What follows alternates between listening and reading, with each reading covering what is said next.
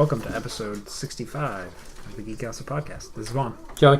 Adrian. Chris. We're not dead. Hey, we are not dead. At least on the outside. I did die on the inside. It's a long time ago, friend. I've been dead for years. Welcome to the afterlife. So this is our Game of the Year episode. We're going to do like one news story each because there's just too much news and it would be like 5 hours. So we're going to go around the table, talk about our news thing, maybe one or two games that we're playing right now, and then jump into the big news. I've been playing Monster Hunter, which is not bad so far. I'm not the biggest Monster Hunter fan, so I gotta pick it up. I gotta get used to it. That's a big time sink though, so we'll see how that goes. Dragon Ball Fighters. Not a fighting game fan either, so out of my comfort zone both times. But it's easy enough to pick up and play, and the combos aren't like crazy Street Fighter type stuff where you have to memorize a whole line, or Soul Calibur where it's just stupid. Yeah. Well, most of the like any of those Marvel vs. Capcom games, they're made to be easy to play. Like even if you see high level players looking like they're going crazy, which they are, it's still fairly easy for someone to kind of just pick it up and play it if you just want to enjoy it, or play with friends who also aren't professional people. Yeah, the game looks really good. It's taking place in the series now it's taking place in the Super era, so it's got Beerus and everyone in there. Do they have Brawly in that game? I thought I saw him. Not yet. Yeah. I'm sure they could add him, but no, not yet. I saw a bunch of people getting upset because they thought they were going to put Bio Brawly in there.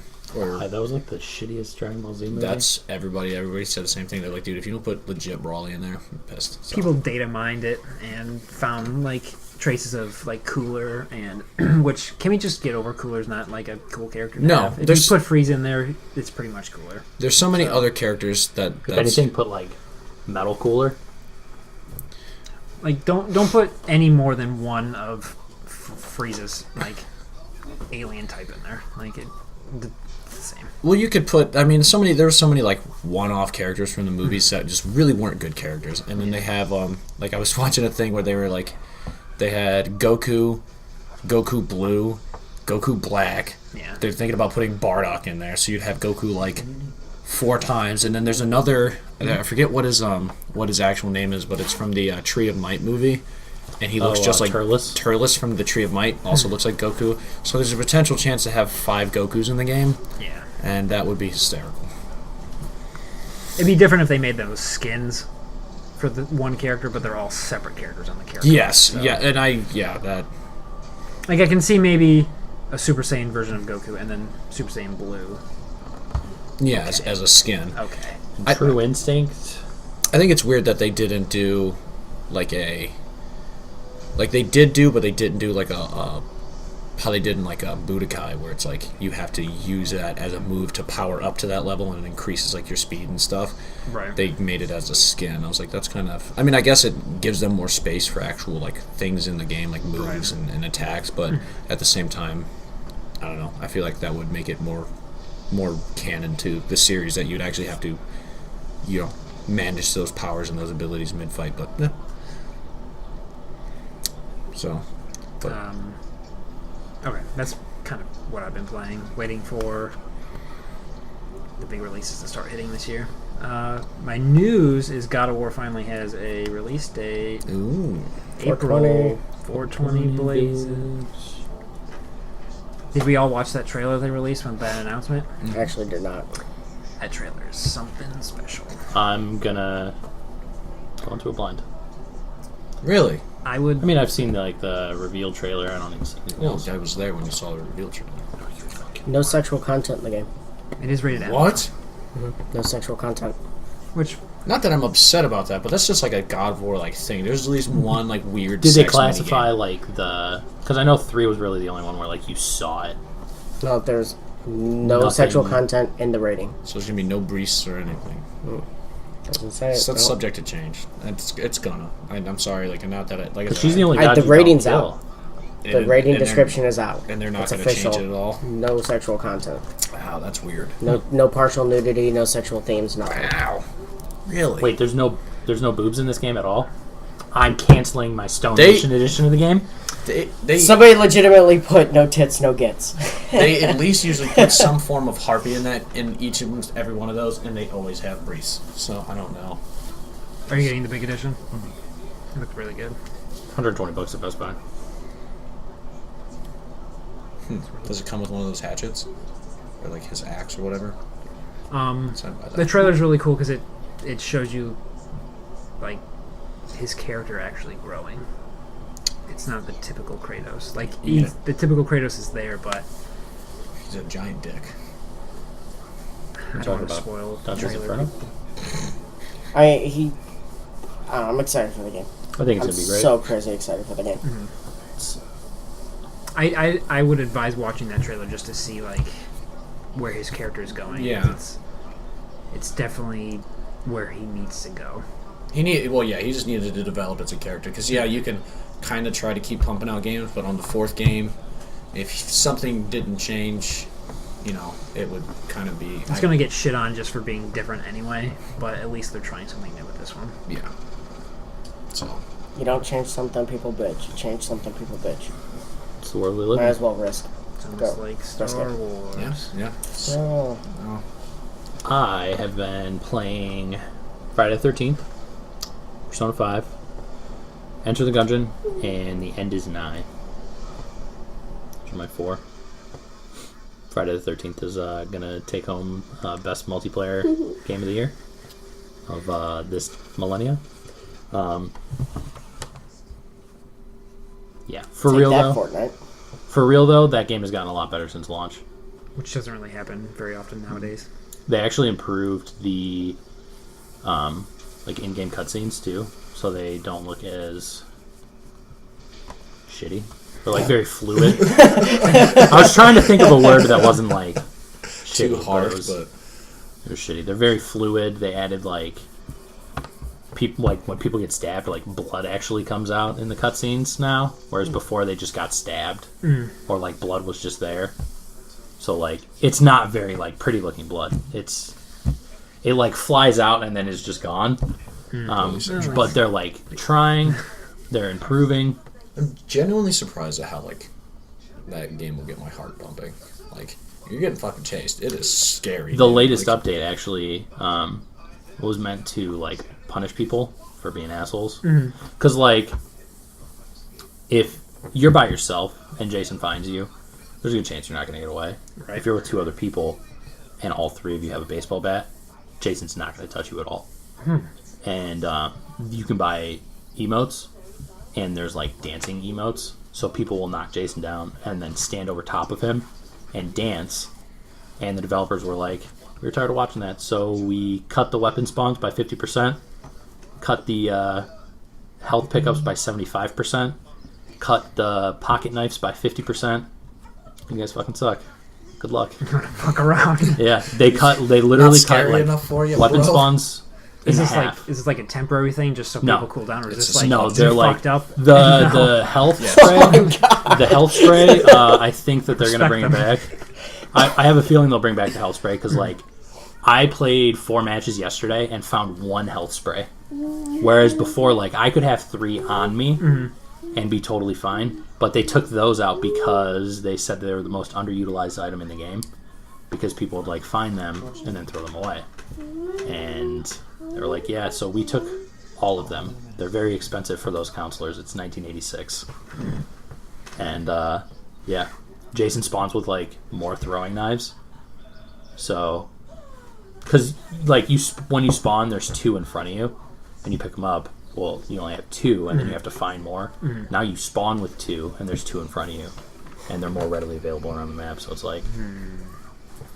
those turkeys don't even know what's hitting them.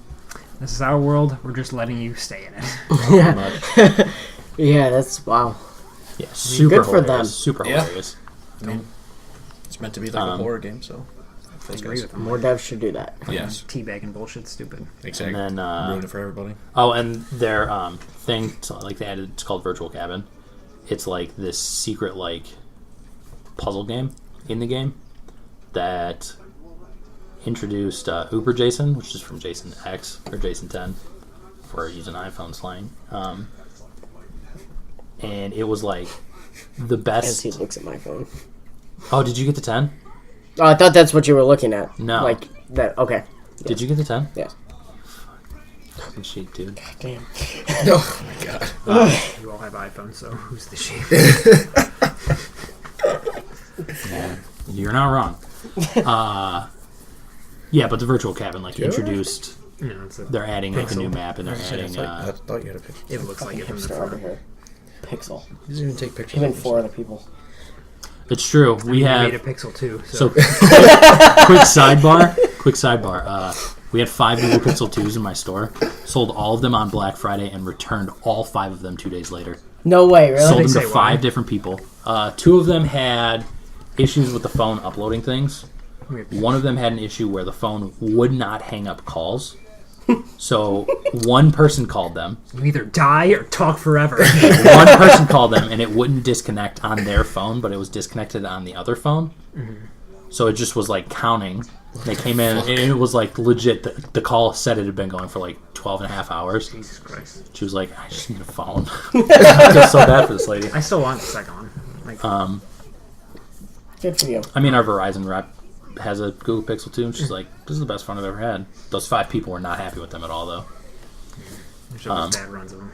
It's hardware. Spectrum gave me a Galaxy S8 as like my work phone, and it's super nice, but they put like Bloatware and stuff on it. yeah, so I can't do shit. I like literally can do nothing. It preloaded a bunch of apps. I'm like, oh man, I'm so happy I have this like super nice phone that I can do absolutely nothing on. Like I can't do anything. I can't even like get to like the settings without Verizon used to do that really bad. It fucking They sucks. still kind of do.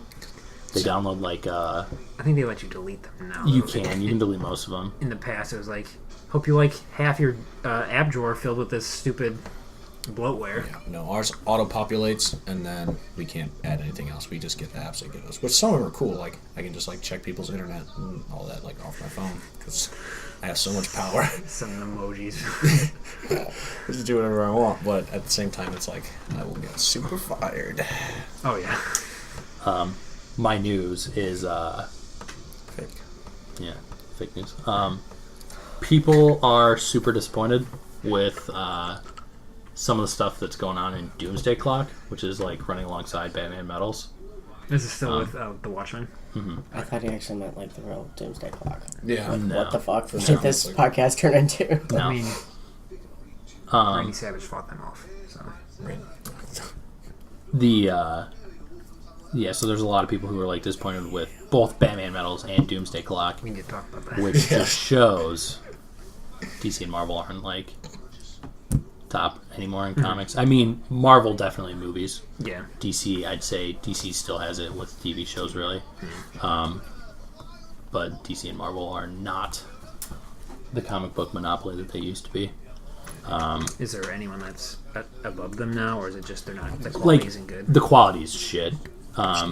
So, like, basically what's happening in Doomsday Clock is the comedian is alive. Okay.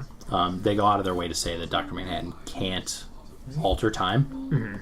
He's the one who saves the comedian in the latest issue of Doomsday Clock. So we don't know yet, like, if he has like a greater grasp of his abilities, but he says in Watchmen that like everything happens at once for him, so he can't intervene with the past or the future because everything has already happened. Okay. So he can't, like, and we don't know like what's going on yet, but that's a pretty huge thing, and it's just not interesting really. And Batman Metals is kind of all over the place. They added someone from, I can't remember who it is, like Sandman or something like that, Really? from like the old Sandman comics. Yeah, I don't yeah. know. And Boom, the company who does the Power Rangers comic books, got the rights to create a new Power Ranger. So that's pretty cool. They're premiering in 3 months. Oh, well, it's soon. Yeah. It's in the comic books, but Oh. the comic book series is actually canon to the first 2 seasons of Power Rangers. Weird. Yeah. It's pretty cool. Mighty Morphin Power Rangers is one of the series, and then Go-Go Power Rangers is the other. I just got caught up on Go-Go Power Rangers, actually. Pretty enjoy it. Way better than Batman Metals. Goodness. I don't know if we ever talked about... what's his name? We were just talking about him. The wrestler. Oh, Macho Man Randy Savage. Macho Man. How he saved the Earth. Yeah. I mean, I think it was just pretty understood and established. And so anytime I go to a con, I make it a point to like take a picture with anybody dressed like Macho Man, because I feel like it's the best way to pay homage to him. Just, he saved us all, Chris. Don't look at me like that. Do you know how he saved us? Oh. He was around the Rapture. When the 4 Horsemen come down, he fought them off. That's why Macho Man passed, because He transported them. You know how he transports people to, like, the ring? He did that with the Horsemen and fought them off. no. He died the day that, everyone said that the world was going to end. He sacrificed himself for Died us. the same day. I can't really say he died. And He the world just ascended. didn't end. He's still there. He's alive. He exhausted all of his energy. He ascended to a fighting the higher Horsemen. plane of being. He's So, in all of us now. his energy cannot be destroyed. It can only be transferred. God damn it. Be transferred to a higher plane. You gotta snap into it, Chris. Snap into the macho. So a funny kind of story about Macho Man, though. To get off this, I was at Joe's house, and Jordan put on the Bonesaw scene from Spider-Man. Bonesaw is ready. And I was just like, God damn, this is great. The whole scene, like the whole from beginning to end. It's like, this movie was great. Like it just The Raimi Spider-Mans are good. it was it was like I liked how cheesy it was, and it just kind of reminded me of how Marvel movies started, like so different from what they are now. Like, and then Joseph was showing me videos of like Blade, Don't you ever the forget original about Blade. Oh no, yeah, that was like it was Joseph showed me the Blade video, and then like 2 minutes later, Jordan put on the Spider-Man video. I was like, wow, Marvel movies, man, you've come quite a way. So, but yeah, I figured we'd educate people on our Macho Man. Not many people know that. Not enough people know that. So now they do. Praising this guy named Jesus and whatnot. Should be praising. And Macho Man. I've never seen him suplex anybody off the top rope. That Jeebus guy. Never in my life. Screw robes. It's gotta be tassels. Talk about Mary. Try Lady Elizabeth. She's beautiful. Here's this Slim Jim of life. Okay, I'm talking about Macho Man. Okay. So what have you been playing? So I like lately have been playing. I made a mistake. PlayStation just gave me $10 to spend in the store. I saw like people. So you bought $120 worth of stuff? I'm apparently throughout the year I did. And so I bought Spelunky. And God damn it, dude. God damn it, that game. Do you know about Adrian with Spelunky? Spelunky is Adrian's Binding of Isaac. Oh, God damn it. It's my Skyrim. The game is good. Yes, it is your Skyrim, dude. I can't not play that game. It's so fucking... It just punishes you brutally for any mistake that you make. I feel like I have that. Was that a PS Plus game At one somewhere? point. Yeah. Okay, then yeah. Yeah. Try playing it, and then play with me, and then never play it again, because it'll probably ruin your whole experience, because I will get very upset about pretty much everything. So that game is... Dude, that game is... God. So, I've been playing way too much Spelunk. I recently finished Star Wars Battlefront, which Story mode was okay. is kind of confused as to why they did like that second arc. Like, you beat the game and then they like made like the end story like a completely different thing, where you're Like- playing as Are they older? yeah, like What game are you talking about? That was Battlefront 2. was it called Oh. like Resurrection or something? That like wasn't that? there originally, so that was kind of like. Some Oh, see, I didn't- DLC. This is the Last Jedi DLC, right? Oh, I didn't know that. Yeah, I Right. didn't even, because it took me. I just recently got around to I it. can finish that story mode now. When we went out to California, I ended up buying that game because I forgot to take it back to Redbox. And I enjoyed the story mode. next thing I knew, they were charging me $80 for it. They made you buy the deluxe one. No, it's just the upcharge. Yeah, That's To buy fucked into up. Redbox. It was fucked up. Super fucked yeah. up. No, it was good. I was just like, not knowing that. Now that makes sense, but I was like super confused at the time. I was like, why did you bother to make that like a separate thing? Like that was, so. But yeah, it was good. I've been playing the Duke Nukem 20th Anniversary 3D. I saw you playing that. I bought it. It's more nostalgia than That's else. entirely what it is, and not that I mind it, and it's kind of cool that they did it, but like they made like the crosshair, they didn't keep it like original Doom where it's like you automatically aim up or down, you just aim the gun in that pretty much vicinity, like it's actually like a FPS. So you have to aim, but like the enemy movements are so erratic and weird in that game because there's no like everything's like 2 frames, 3 frames, so it's like it's not like now where they have to like try like enemies go from standing to laying on the ground instantaneously. Right, and they're always the 2D picture's always facing you. Yes. Like no matter what. So Yes. they're rotating as you move. So And it's always funny seeing them. when you go on top of them, like over top, like if you have a jetpack, they're just like the line straight down. But it sucks because it's, those games are relatively challenging sometimes, but not in like the game is actually found a good system type of way. It's like broken. Like the pig cops, you'll just turn around the corner and they'll just blow you away with a shotgun. And it's like 50% of your health, like right there, it's gone. Yeah. And then and they're the ones that lay down. So it's like you're shooting one of them. It takes forever to kill them with a pistol. After like the second or third level, the pistol is completely obsolete. And then they go from standing to just completely laying down. So it's like fuck. And then like I said, it doesn't do the automatically aiming up or down, so you will miss. Like they straight up drop shot your ass, and you're like, are you fucking serious?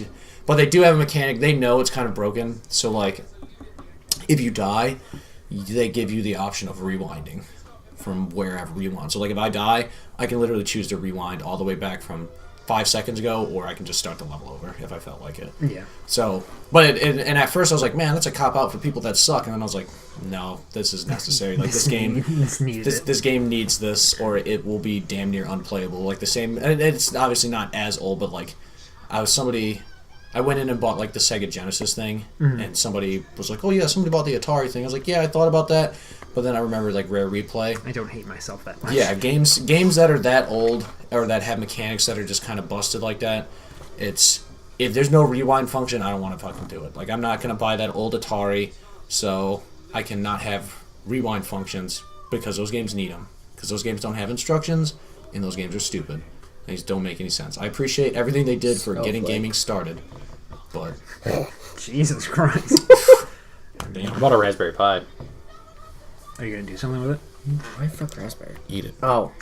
God damn I it. didn't mean for that to sound as shitty as Well, I said came out, but it was perfect because you were, I thought you meant legitimate food. No. and then I said eat I'm it. like, raspberry. Like, I said eat it, I'm knowing gonna- what he I bought meant, it, but and then Chris I said, bought a 3D yeah. printed SNES case. Oh, I'm gonna make my own SNES Classic that has how many games are on the SNES Classic? 60? 20? SNES 21. Oh, cool. I'm gonna 21 put Zombies Ate My quality Neighbor on it games. 21 times. I honestly just want to watch you play that game because like I can't say I have. 'Cause I'm better at it than anybody. I mean, Because I'm probably the only person who cares about it. I have Fucking popsicles every time, bitch. Zombies Ate My Neighbor. Zombies Ate My Neighbor. I've never actually played it myself, but I'm told it's one of those Super Nintendo classic ones. And by that he means I love that game. Yeah. So, it was fun. but Weird. yeah, it's different. I mean, Last boss is just a big ass fucking spider. that seems like it should be the last boss in anything because what is scarier than like a big fucking gross. It like you're in a room and it like comes down from the ceiling, and if you touch its legs you take damage, but its legs are like pointed out, so you've got like this much space to move. I mean, you It's gotta like, dude, this is really hard. And I only had like one life when I got there, so get good fidget. I was playing it on my Wii, so I had a GameCube controller. But yep, that's really it for all I've been playing. In terms of my news, Anthem has been delayed, even though Not surprised. they haven't given any exact reasoning why, and initially tried to kind of lie and say that it's not a it delay. wasn't a delay. Seeing as how they said it was going to They release, gave a window. yeah, seeing as how they gave a window, and it all involved it being released in like 2018. I This, didn't think it was going to be released by in 2018. by definition, this is a fucking delay. But yeah, there's really no reason behind it, other than what they've kind of said is like they've just had issues and We all know They why. need to make it more like Destiny. That's why. So, and by that, more microtransactions, please. I'm not trying to shit on you, Chris. It's just they see how much money it's making and how popular it is, so that's what they're going to try to do. More loot crates, please. More loot crates out of 10. I don't mind the crates. I don't either, because I'm not going to buy them either way. But if that legitimately is is a trigger word for people that play games. if that legitimately is part of what is going to affect, if profitability, if microtransaction profitability is what's going to affect like release dates of games, that's when it becomes an issue with me. Is when you want to try to give me a release date, but then you want to try to maximize additional profits other than the profits you will receive from the base game. That's when I'm like, okay, I'm paying for the base game. Like, I want the game to be good, so don't delay me for your own game. People see the blood in the water with the way Destiny is made in terms of like in a persistent like world everyone's playing in, and they're trying to bank off that. So that's what Anthem's going to be. So, yeah. Not saying it's going to be bad, but Destiny 2 definitely isn't as popular as the first one. I'm just getting really worried because I was really stoked for Anthem. Like, when I first saw it, I was like, this is going to be fucking sweet. Me and my friends playing. It's like kind of Armored Core-esque mechanics where I can make my own like exosuit, mech suit or whatever, deck it out with whatever weapons I want, including like the suit has weapons. It's not just my weapons. So like there's all kinds of ways you can go, different classes. Like, I love that. I love that stuff. I'm a huge Armored Core fan. So like, weight-based customization and like kind of cutting corners here and there, like figuring out what works best for you while still doing what you want to do. I enjoy it, but as time goes on, I'm getting more and more worried that this title is not going to be what I'm hoping for. So we will see. I'm not going to write it off. Most times delays are for the better. Yes. I'm assuming the delays are for the better. They know better. Tell that to Crackdown. Listen, come on now. Who knows? That game might be really good. Yeah, it might. I liked the Crackdown games. It fucking better be, because that's one of 3 games that's exclusive, so it better fucking do something. Yeah, so I think I know what your news is. But that's it for me. We'll see. Chris? I'm kind of in a weird place. I made my New Year's resolution that I'm not allowing myself to buy any new games until I finish my backlog. That's going to be tough. Yeah, especially with so many good things coming out. You can probably cut off 6 of those right now. Yeah, and Are they all Skyrim? I hate you. I fucking hate you. Start buying games again. The problem is the majority of my time lately has been spent in Madden, because I've got a franchise with some friends. So, and it takes time. Each game's like an hour, and trying to progress weeks and everything. Other than that, I'm in Assassin's Creed a lot. Really enjoying Assassin's Creed. Loving the universe. I started that at the same time that I started Persona, and like Persona a lot more than I like Assassin's Creed. I love Egypt. I love ancient Egypt. So I'm exploring. I've been trying to put more time into the Creed. Yeah. It's good. It definitely takes cues from The Witcher. I love Creed. And I started into The Witcher, but I can't let myself... I just haven't been able to let myself, be taken away by it, because it's so daunting, because I know the time sink it is. That fucking world is so huge and dense. I'm probably going to have to wait till summer and really dive into that one. I did beat Titanfall 2. That was awesome. That's really I good. really, really enjoyed that game. I almost picked that game up. Devastating ending. So, yeah. Because it was like they really toyed with you there, and but taking that gun out of his head and stuff is like, God. I'm really excited because as of Christmas I officially own a GameCube now, with a ton of really good games on GameCube, and I never owned one. I never played any of those games, so getting the chance to go back in, do that, really excited about. Actually, really, the only good GameCube game is Melee. My backlog is so massive. RE4 and Luigi's Mansion. Dude, Luigi's Mansion. I got that one. Super Mario Sunshine's kind of hard to go back to. I don't think so. I really like Sunshine. I can still play Sunshine. Just because the mechanics are like super. The graphics are kind of washed out. Looking at it now, it's kind of blurry a lot of the time. But I think that the game is fun, but the controls and I would say that's how I feel about 64. I'm trying to. So yeah, well, that's 64. That's precise controls with Sunshine are tough, but on the whole, like, I love that game. Yeah, I think I would play that. I would play that one more often than I would play 64. Nicole actually just bought me Turok for the GameCube, Simpsons Hit and Run, and the Kirby Star Dash or something Air like Ride. that. Air Ride. So yeah, no, I'm a huge GameCube guy. I'm excited to finally have one. I'm just so freaked out by my backlog. What's your current gen backlog? Everything. It's like there's so much that I miss that like I didn't have time for. Like I'm gonna have to go back and do like the Horizon DLC. Are you going to try to finish all of them, or at least play them? Until I just get that feeling that like, okay, I'm done. I'm satisfied. Because you could do like a 2-hour rule, so you touch everything. No, I don't want to touch it. I want to finish things. Because I do like that, and then that's how my backlog builds up. Because then I just never like finish anything, and it drives me nuts. PS3 doesn't work anymore. Somebody just die. It stopped connecting to the internet at first, and then like every game that I put in, it's like you need to update it before you can play. If it's like a game that I've played before, I can still play it. But like No More Heroes, I didn't have like installed onto the system. Wouldn't let me play it because it said I had to update the like whatever so I could store the save in the cloud. Won't connect to Wi-Fi for me to do that. So it all is pretty much like the Wi-Fi chip is bad in it, and I just don't care enough to get it fixed at this point. So my backlog is really only for PlayStation 4. I just realized what I think you think my news is going to be, and I don't think it's that. But now I'm like, goddamn, I didn't even think about that.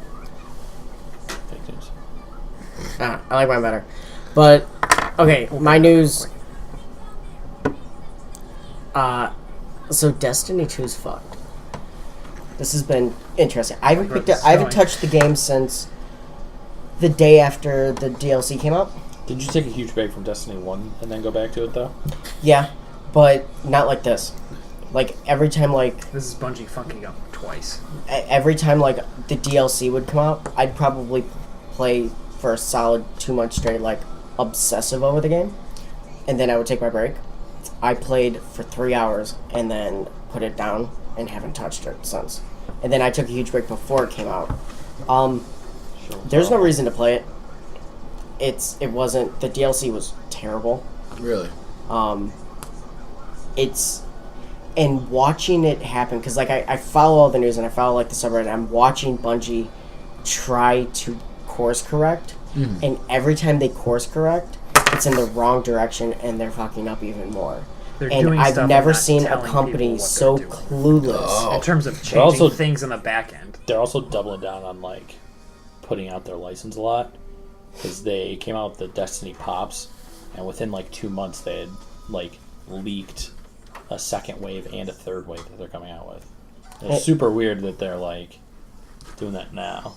Even at that, like, I truly feel like they don't have any clue what they actually need to do to fix this game. They just released a roadmap, and the amount of time that it's going to take to bring out some of these changes is insane. Like, the roadmap goes from now until May, and there's things that aren't coming out till May, and which is the start of Season 3 of the game, that should have been in the launch game.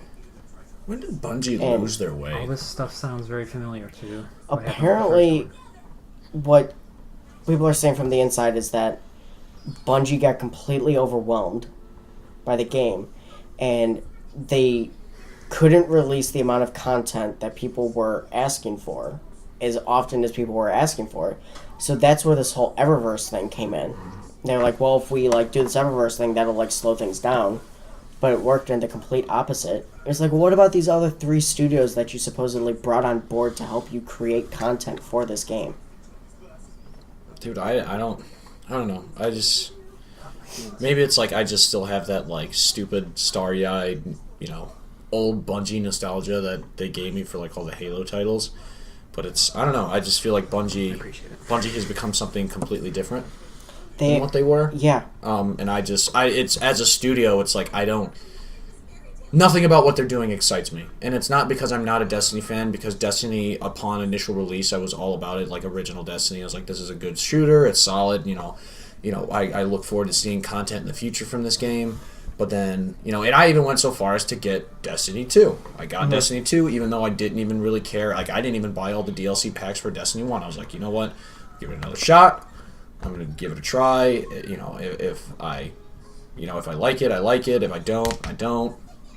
But it's just, playing Destiny 2. Even when I played Destiny 2, I didn't have any, real excitement for it. I was just like, I'm going to do this as, giving it another chance.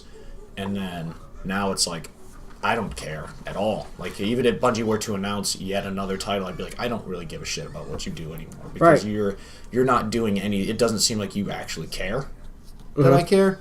You're just kind of churning out things, whether or not they're quality or not, doesn't really make a difference to you. So, I don't know. And that's how I feel. It took them about a year to work out the original game. It shouldn't take a year to work out the sequel. No, I mean, it shouldn't. They left a good game. Yeah.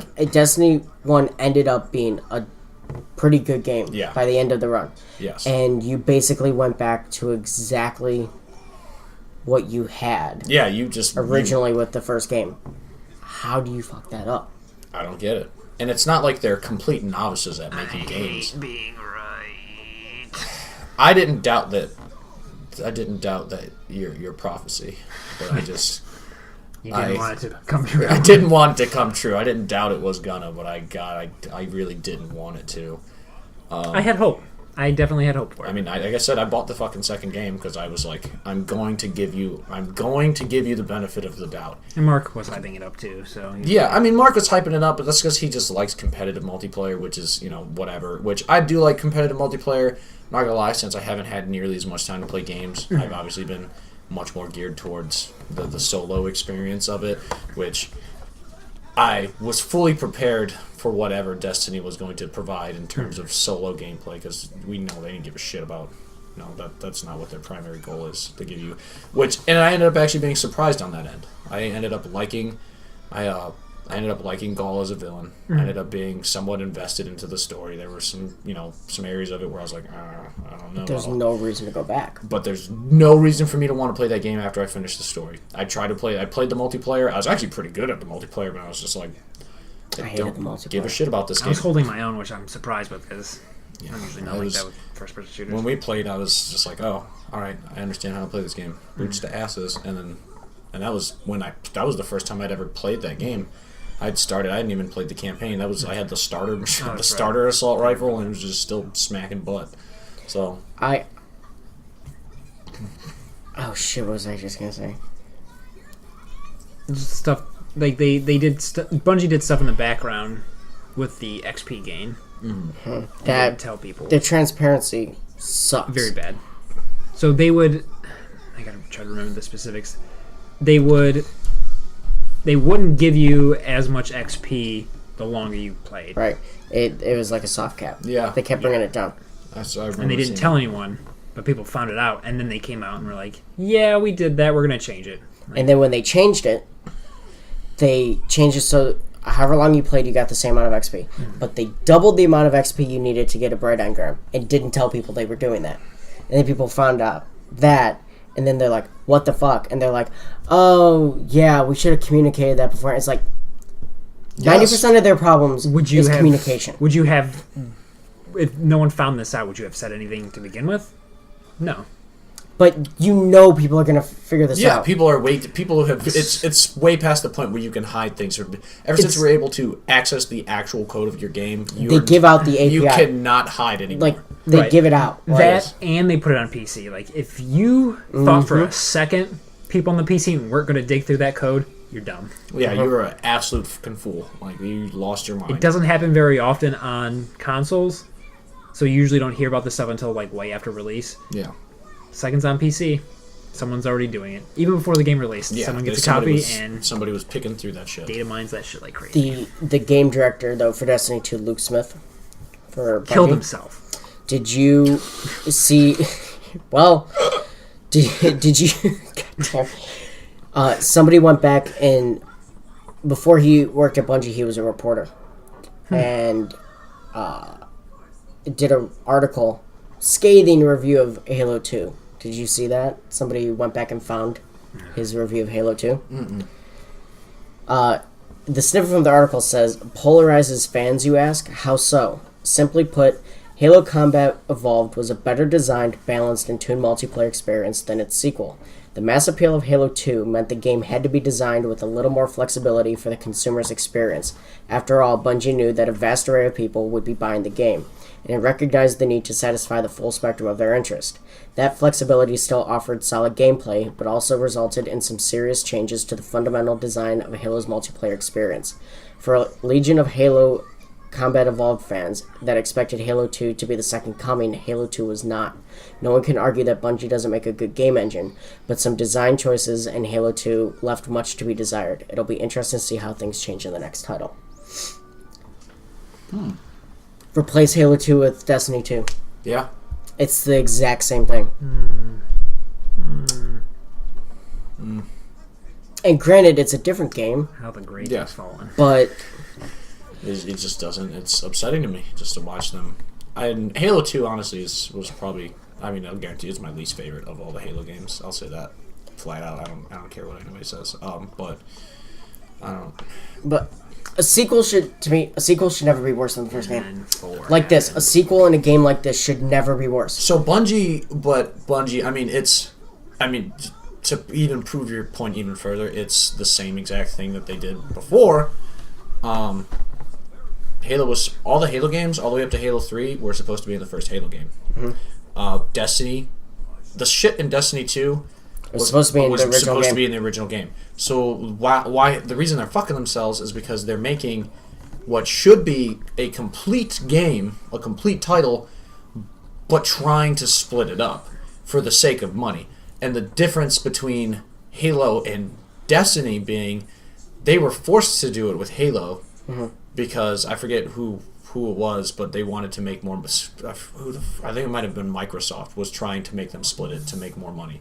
They were like, yeah, this is a really good game, but we want to make more money off it, so you have to split it up into 3. Destiny, and Bungie is the one being like, dates. Yeah, Bungie is the one being like, hey, we want to make more money, so we're going to selfishly split it up. I bet Activision's pissed because this is not working out. And B, for Bungie's sake, this better be the last Destiny game, and they better make this work for the remainder of the contract. Because if they're going to take another 3 years to make this work just like the original game, they're fucked for Destiny 3. No one will go for it. They're already fucked. I mean, people are going to buy games regardless. So to say that no one will buy whatever game they make next is a fool statement. Like I know people are going to buy it, but I want to know the numbers. I want to know the player base right now. I don't foresee Bungie dropping a title that people legitimately fawn over for a long time until they build some kind of credibility. I'm pretty sure they put out those numbers very recently. Did they? Yeah, I'll pull it up. They have to save face somehow, and I don't know how they're going to do it. I mean, they could do it how they did with Destiny 1 and actually just work their ass off to fix it, but just like you said, if it takes 3 years to do it, you're saving face in the long run because your game doesn't end up being a complete failure. But at the same time, you're still losing a good bit of respect because it took you 3 years on 2 titles, one of which being the sequel to the first title, to get a game right. And that's you're not new to this. You made 3 blockbuster titles prior to this with the Halo series, so you shouldn't. This shouldn't even be a conversation we're having. You should fucking know how to make games. You should understand how hitting dates and releasing proper amounts of content should work. Yep. You ready for the stats here? Okay, this was posted on January 4th, so month old. Okay. By the end of 2017. The total player count dropped from 1.3 million at launch to just over 321,000 at the end of the year. which is a drop of 75%.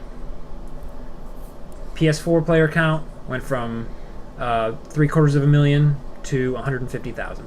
Xbox One went from 600,000 to 130,000. And the PC player count went from almost 200,000 to 35,000. God damn.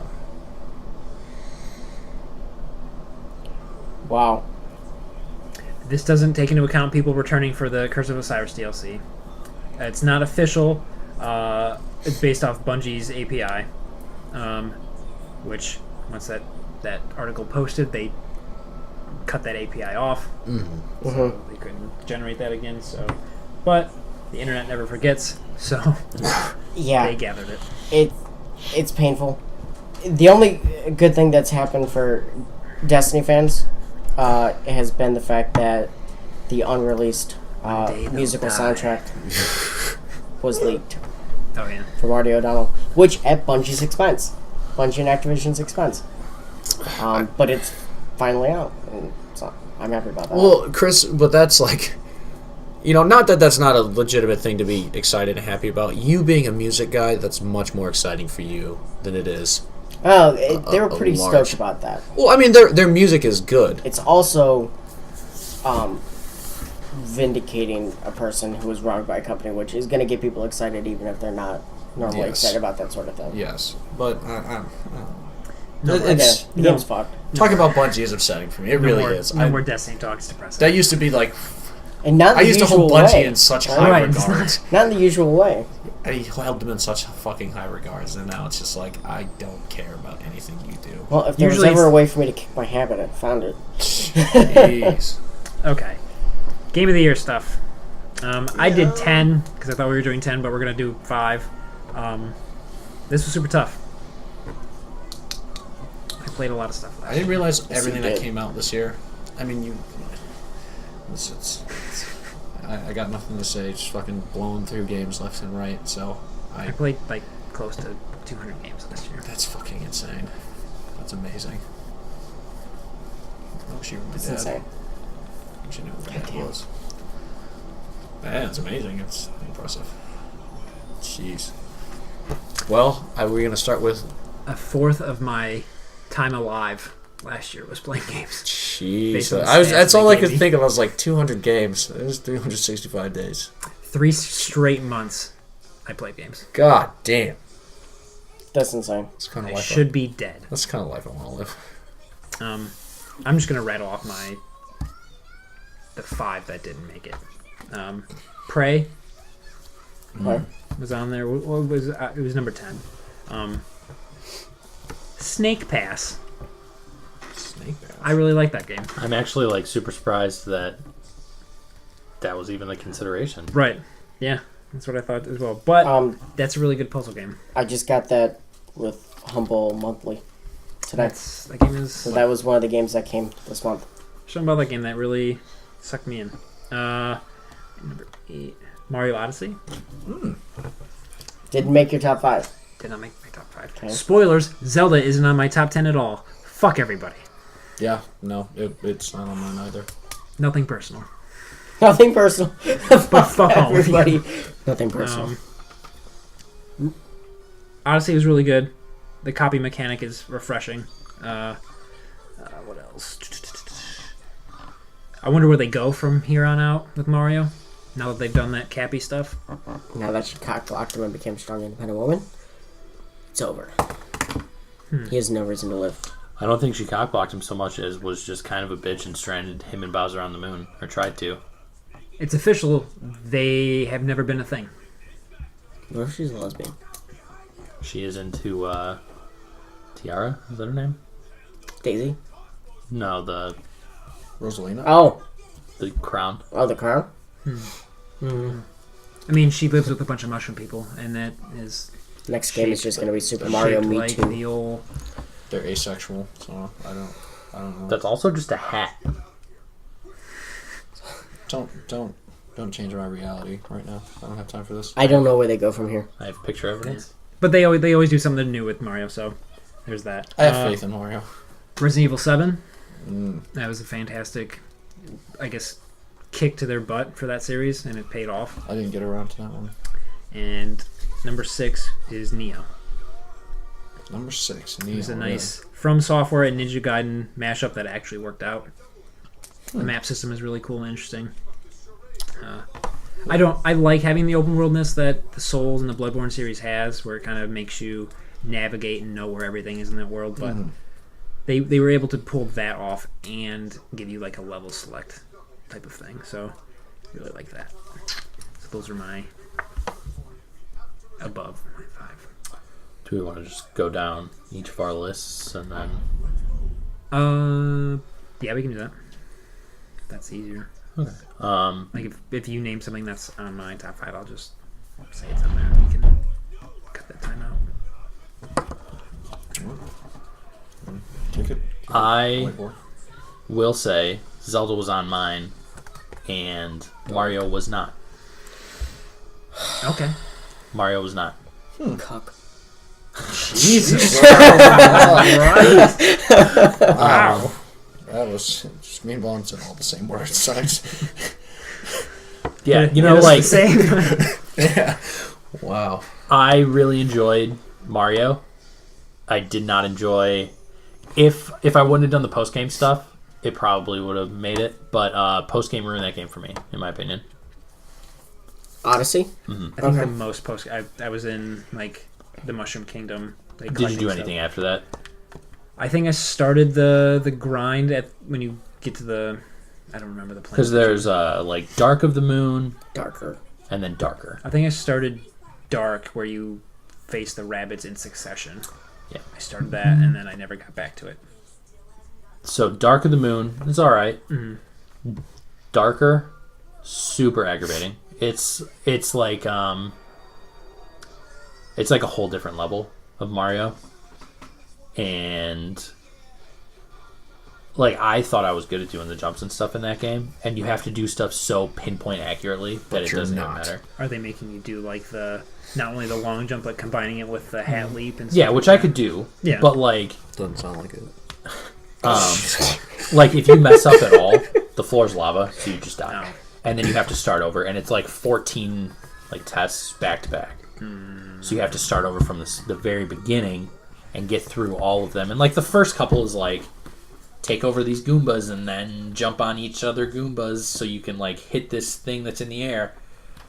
But then it gets super annoying. Those fucking Japs.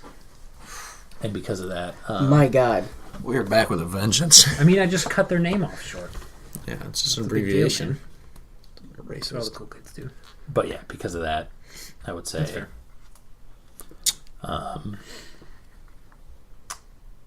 Horizon came out last year, right?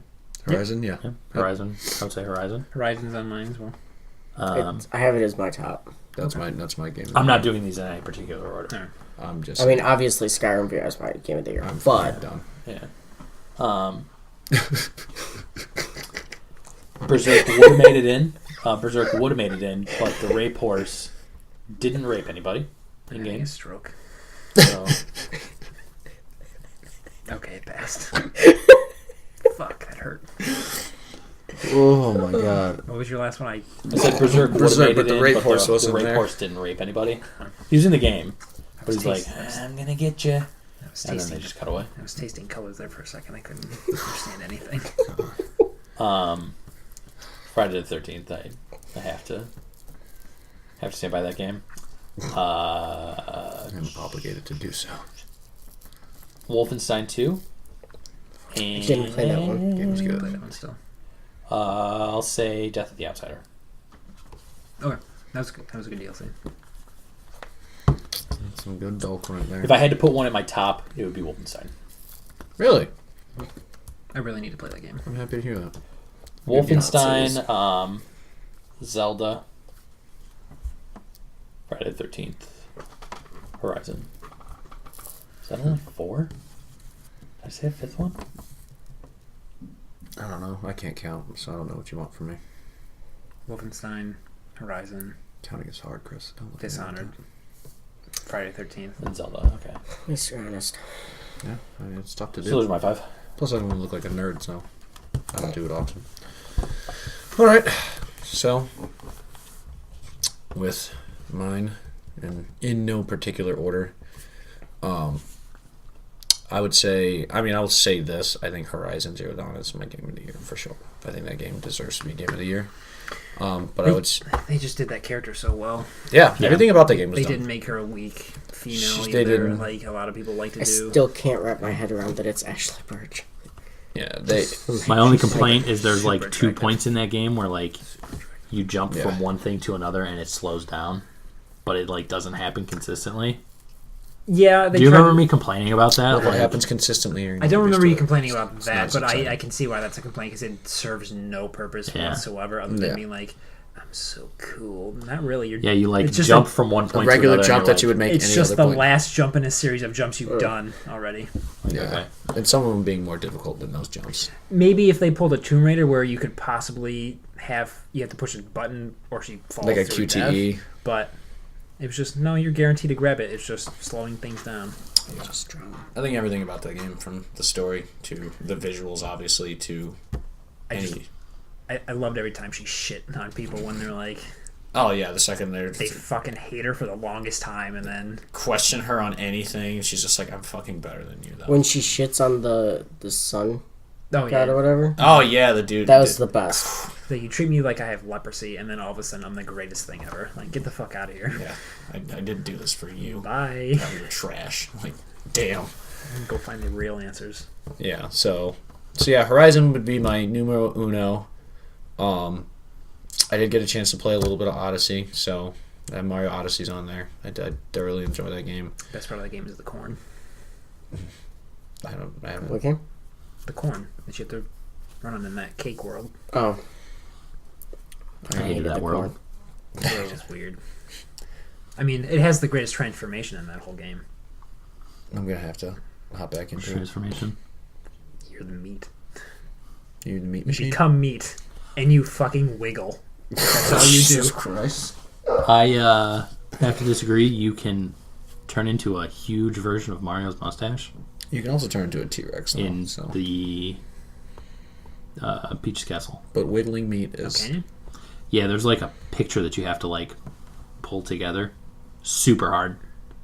I don't Super think hard. I don't think you could do it. in Super her hard. castle. I was on top. I don't think I went inside. This guy. I think he's better than all of us. This guy. What did I do? Yeah, I don't know what we're doing. there's like you go into like a room and then like there's a toad and they're like recreate this picture and then all of the features disappear, so you just have to do it off of memory and they grade you on it, and you have to like the first one's like get a 60% accuracy rating, the second one's like get a 98.5% accuracy. So I did the first one and I was like, oh, this isn't that bad. I'll see how the second one looks. It's like literally like 90. And if you have like the eye angled wrong or anything, they knock points off. It's like the fucking walking stuff. Oh, the circle where you have Yeah. to get like a. So stupid. Did you do any of the walking?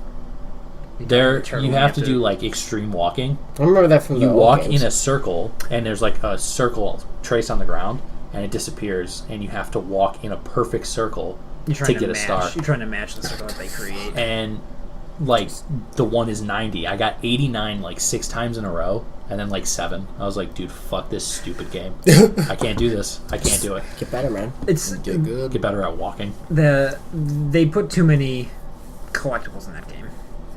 Like there's way too many moons in that game than it needs to have. That's one. I kind of started to get that vibe because there's just of the levels I did. There's a fucking ton of moons, and then I was looking online and people were like, yeah, there's just too many. There's 1,000 Yeah. moons in that game. When I found out the number of moons, my motivation hit the floor. Yeah. I was like, You no. can buy like 200 of them too. So like, But even that's not that much. but like, why even put those in? Yeah. Right, you're just collecting coins at that point. Just The to get those. microtransactions, dude. I mean, I can buy coins with coins. Game changer. Bet your ass in Bitcoin. But then I guess continuing with my list would be in Juicy Juice 2. Okay. I really like that game Honorable for a fighting game. I really wanted to get into like a decent fighting game. It's Injustice. Okay. Sorry. That's no, that's fine. I mean, you work with kids, you should know the lingo. Yeah, that's what all the cool kids on the streets are calling it. I'm I the have to old, hear I'm about the, Fortnite anymore. I'm the old Fucking man here. And do you know the way? I'm so Uganda over Knuckles is not that funny. that shit. But they think it's the greatest shit ever. You know, I come into like my classroom. I come into my classroom, and there's 8 paper boats on my desk that says, "Do you know the way?" And I throw them out, and they come in, they see them in the trash can, they're devastated. I'm like, "This is stupid." You think this is funny? You think this is a game? A real meme? It just throws everything on the floor. How's that for a game? How's a pop quiz for a game? You think that's funny? Get out of my face. And the freaking Fortnite dance, like the emote you can do, the stupid dance, I don't even know. They all do it. Like the whole time. My drummer is supposed to be standing there like playing his drum, and he's doing the freaking dance in the back of the room, and I'm just like, stop it. You're expelled. I don't even think that game's that fun. It's not. It's really not. I like the base game. I haven't played the. I was gonna say they literally, and no one plays the base. I mean, people obviously do. Some people do, but the kids aren't playing the base game. They're playing the fucking battle royale, and it's like, yeah, you think this game is hot shit, but it literally is just ripping. So much to the point that like people don't realize that there's anything else to that game. Because I saw a meme where someone like bought it for their brother, and they're like, "Bitch, you paid for a free game." It's like, no, dude, the Battle Royale is free. The other 75% of that game is not free. Yeah. Can we talk about something? Because, like, something happened in my class that, like, I thought, like, of this moment here. Okay? So I was talking to the boys in the room. They all play Fortnite. Because, you know, it's just us, the girls, were out at JVS for a day. And they were all talking about Fortnite. And I was just like, you know, I don't find that much enjoyment out of the game. And one of them brought up the like battle chest, and I was like, okay, so here we go with the microtransaction bullshit. I asked one kid, I'm like, so how much do you spend on the game? He's like, $60. I'm like, so you've spent $60? He goes, no, I spend $60 a month on the game. Okay. And they all averaged about $60 a month on the game. And then the one kid was like, I'm like, don't you play 2K? Yeah. Okay, so I know 2K, like, you know, has a heavy focus on microtransactions. Yeah. What are you spending on 2K a month? About $60. Jesus. Okay, but I heard you talking about Grand Theft Auto Online earlier. Oh yeah, but $60 a month. Sharp cash. So $60 a month on each of these games. So $180. Because he's figured out that he has assigned a family member to each game. Like, uncle is Fortnite, grandma is Grand Theft Auto, and like mom is this. So whenever he needs more loot boxes, he spreads it out amongst the family, so it doesn't ever seem like it's that much to them. It's fucking diabolical. A month. That's like, that's insane. No, I mean, I wish as a grown ass man with a real job, I had $180 just to spend on fucking loot crates. That on content I could earn myself if I would just dedicate myself to the game. Right. Outside of Little Big Planet, I don't think I've ever bought. That was my realization moment that. That's the difference between us and why these exist, why these microtransactions exist. Because, like, I'll sit here and I'll bitch about them all day and, like, you know, be angry about it, but it's because it works. The beauty of it is going to be a while out, and we have to stick to our guns, but when our kids get to that point, we can tell them to fuck off. And hopefully we can be the generation that kills microtransactions. Because the ones that are buying it now are the ones that grew up with the apps. Mm-hmm. Like, yes. We grew up with it, but they were born in it. Yeah. But we also grew up with games that were complete. Complete games. So they have not. I hate that movie. You know, and they've got legitimate reasons. They look at me, I'm like, why do you spend that much? They go, because it takes a long time to unlock this stuff, and I don't want to wait that long. Would you fucking dedicate yourself? But that's exactly what they want. They're right though. The amount of time that some of these games are requiring, like 2K was really bad about it.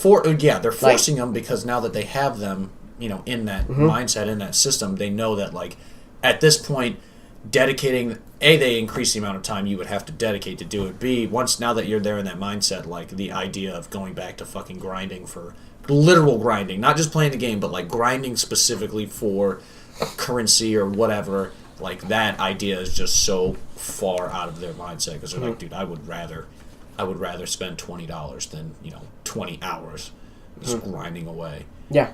So But yeah, no, I mean if we just stick to our guns, dude, we can be the generation that kills loot crates. Because Riley ain't getting shit. She don't either play the game or she's gonna get good at a sport. But the fault falls on both the person buying and the person selling. So. Yes, yeah. Well, So, and the parents were just, here's a credit card. well, yeah, I mean that's asinine to me. yeah. I would never. I'm too frugal for that shit. I don't got time for that. I mean, she's like, Dad, can I have $60? I was like, you better be buying drugs so you can flip them for more money. Because if you think I'm just about to give you $60 to burn, I would rather burn $60. Mm-hmm. Get out of my face. Yeah, that was fine. Yeah, no, that's fair. These are the things that need to be said. So, but like I was saying, in Juicy Juice, picked it up fairly easily. I dedicated a lot of time to it. I'll say.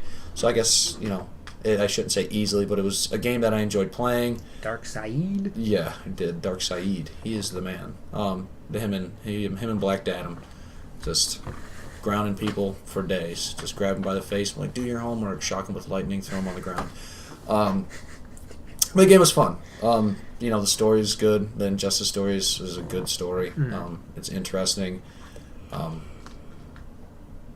Yeah, I just overall enjoyed it. They had like multiple endings, but like the one where you're Batman is like the canon ending because the one with Superman.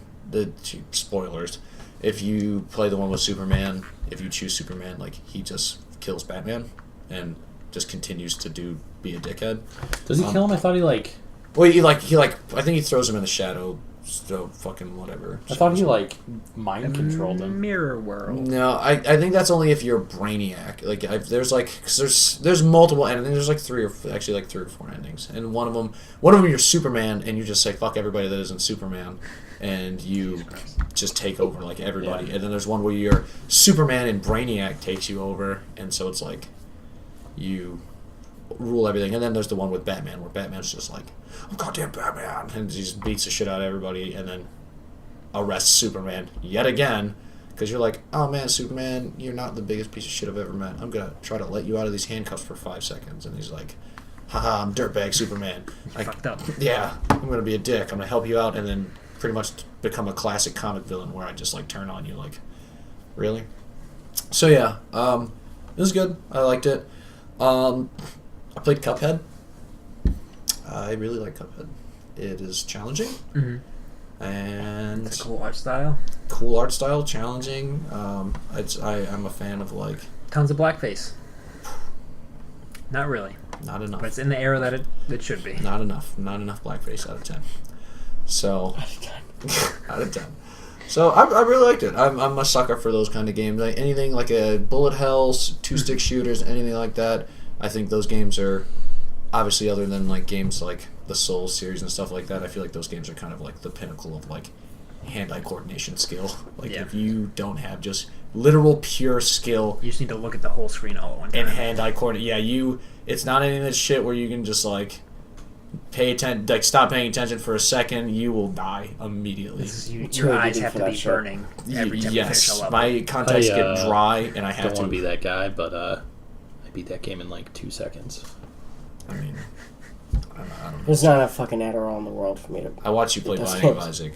Yeah, I don't know. You mean the game that I utterly destroyed? I don't know, Joey. I think you played that game a couple times. Every time I turn that game on, it just says, "Please no." I'm like, oh yes. Go home already. Go home. So Juicy Juice, Odyssey, whole Horizon for this one. Cuphead, Wolfenstein is on there too. Wolfenstein is on there for me too. Ended up being a lot deeper than I thought it was going to be. The first Wolfenstein game was not it didn't lack a story by any means. It just wasn't super deep. It wasn't super deep. This one kind of, and it had a weird mixture of some stuff was almost comedic. Mm-hmm. I'm really excited to get to it. But some that stuff. Ending monologue, man. The thing with what's her name? What's his pregnant wife's name or whatever? Oh, Anna. Anna. The machine gun scene with Anna when you're on the airship. Super weird. Super weird. That one made me uncomfortable. Yeah, you'll have to see it. You'll have to see it to really understand. But it just came out of nowhere, and it was so crazy and random. It was just funny as shit, and it kind of Doesn't he say something super weird like "God bless America"? Yeah. But yeah, dude, I don't know that wolf monologue. It was fucking Nazis. Yes, it was challenging. A lot of people said it was like maybe too challenging. I didn't play it on like the hardest difficulty. I played it on hard. I look forward to playing it on the hardest difficulty. That being said, some of the like fights in that game are fucking stupid. So there's like, the last airship fight. The one where you get I didn't even have any trouble. Honestly, the only one I really had trouble with was the one where you're in like the courthouse. Yeah, that was annoying. And you're like on trial and you break out and it's like a wave after wave after wave of guys, and they're coming out of there's like the whole thing is surrounded by doors. So it's like a courthouse, like the Supreme Court. So there's nowhere you can go to where you're like you're facing totally where covered. the judges are. Yeah, so there's dudes rappelling from the ceiling. There's already guys there because you start off and you're shooting dudes, and you don't even have your weapons. You have to pick up like a shitty downgraded version. I think there's a couple times where you end up with no weapons. When you pick up other weapons, it doesn't always give you your weapons. So for example, like my weapons had like my submachine gun had like there's a mod you can put. It's called like nail gun, where it superheats the round and makes it stronger, but it travels slower. Right. I picked up a submachine gun that didn't have anything on it, so it was just like the original shitty weapons. And then like for some reason, as I would like pick up random weapons, it would sometimes give me. So like I had just like I wonder if that's a bug. I had like a base ass assault rifle. I think it's supposed to be that way because you're picking them up off the ground. Yeah. Well, but sometimes it would pick it up, like the right one. Like I had my assault rifle, and it wasn't my assault rifle, and then I like killed a random dude who had an assault rifle, and it gave me my assault rifle. So I was like, this is kind of weird. But yeah, that scene sucked because it was like. And the damage is insane. You take hella damage for getting shot. But yeah, guys are coming out of the doors. Guys are rappelling from the ceiling. Guys are already there. Then they send the fucking heavies out, and it's like coming out of the walls. Pretty much, it's coming like out of the stupid. Goddamn walls. It doesn't make any sense. I heard that this one's more of a run and a gun type game, whereas So the first one was very much a cover-based shooter. This one you need to keep moving. So that's just the way they did the health and the damage. And yes. So. But you also have to be very careful because I mentioned it before we were on the air. But they have the pretty much quick kill melee system where they don't have to be wounded. It's not like Doom or anything. Like you just go up to dude if he's it's Call of Duty style. Yeah, if you melee him, but you go into an animation like every time. Yeah. So you got to be careful because you'll be tempted to do that because you'll get rushed by enemies. But it's not like other games where sometimes there's like a small break. And like them shooting because you're doing the animation and the game kind of registers that they will fucking end you. Like you are doing an animation and you will get demolished while you're doing it. So you have to be careful. It's not as bad when you're me or anybody else. Honestly, I guess if you're trophy hunting, you can even say like where you want to fill out a perk tree because they have like the perks like do so many headshots, so many takedowns. Like once you fill some of the ones out, like do so many combat takedowns.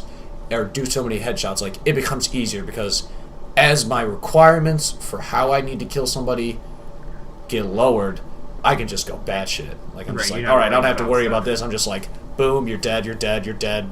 Feed you a grenade, you're dead, you're dead. Like light people on fire. Like I can just be a psychopath, which is totally what you want to do when killing Nazis. So in this alternate universe, is America great? America is great again. Not at first. Not at first. There's like a lot of stuff that like if we said really anything would give away like huge stuff. Yeah, that's just fucking around. Yeah, you gotta. It's. Just wondering if it's what we have to look forward to. Oh my god. Oh, yeah, there's just some crazy shit in that game. Yeah, there's the Donald Trump DLC where you actually get into a bare knuckle brawl with Hitler. There's post game stuff. I didn't do any of it because it's kind of like. It's bad when you want Hitler to win. It's kind of like. But like over the course of the game, you can like unlock areas, and then after the game. Talking about the Uber Commander stuff. Yeah, you can go to these areas to like wipe out like the Nazi posts there. And yeah. And I mean, like, I didn't do anything with it because I had other stuff to play like immediately afterwards. So I don't know if it like adds to the story, but I highly doubt it does because the ending. No, it doesn't. So it doesn't because I was doing that stuff. So Yeah, so you can do it during the game. So what you like when you kill, they have like commanders in the game, and if they see you, they'll alert in, and it makes other guys come. Which realistically, if you want to fill out half those things, you have to do because it's like kill 5,000 people with. It's not that bad, but it's like I never use grenades half the time because they're super inaccurate. Yeah, and they don't. And their blast radius isn't huge. Like, yeah. That's the second way. Like inaccurate in like you can throw it and they bounce around a lot, and inaccurate is in like it could be like in front of someone and they take a step back and don't take like almost once you upgrade, you have to upgrade it. Is what I realized because if they're not.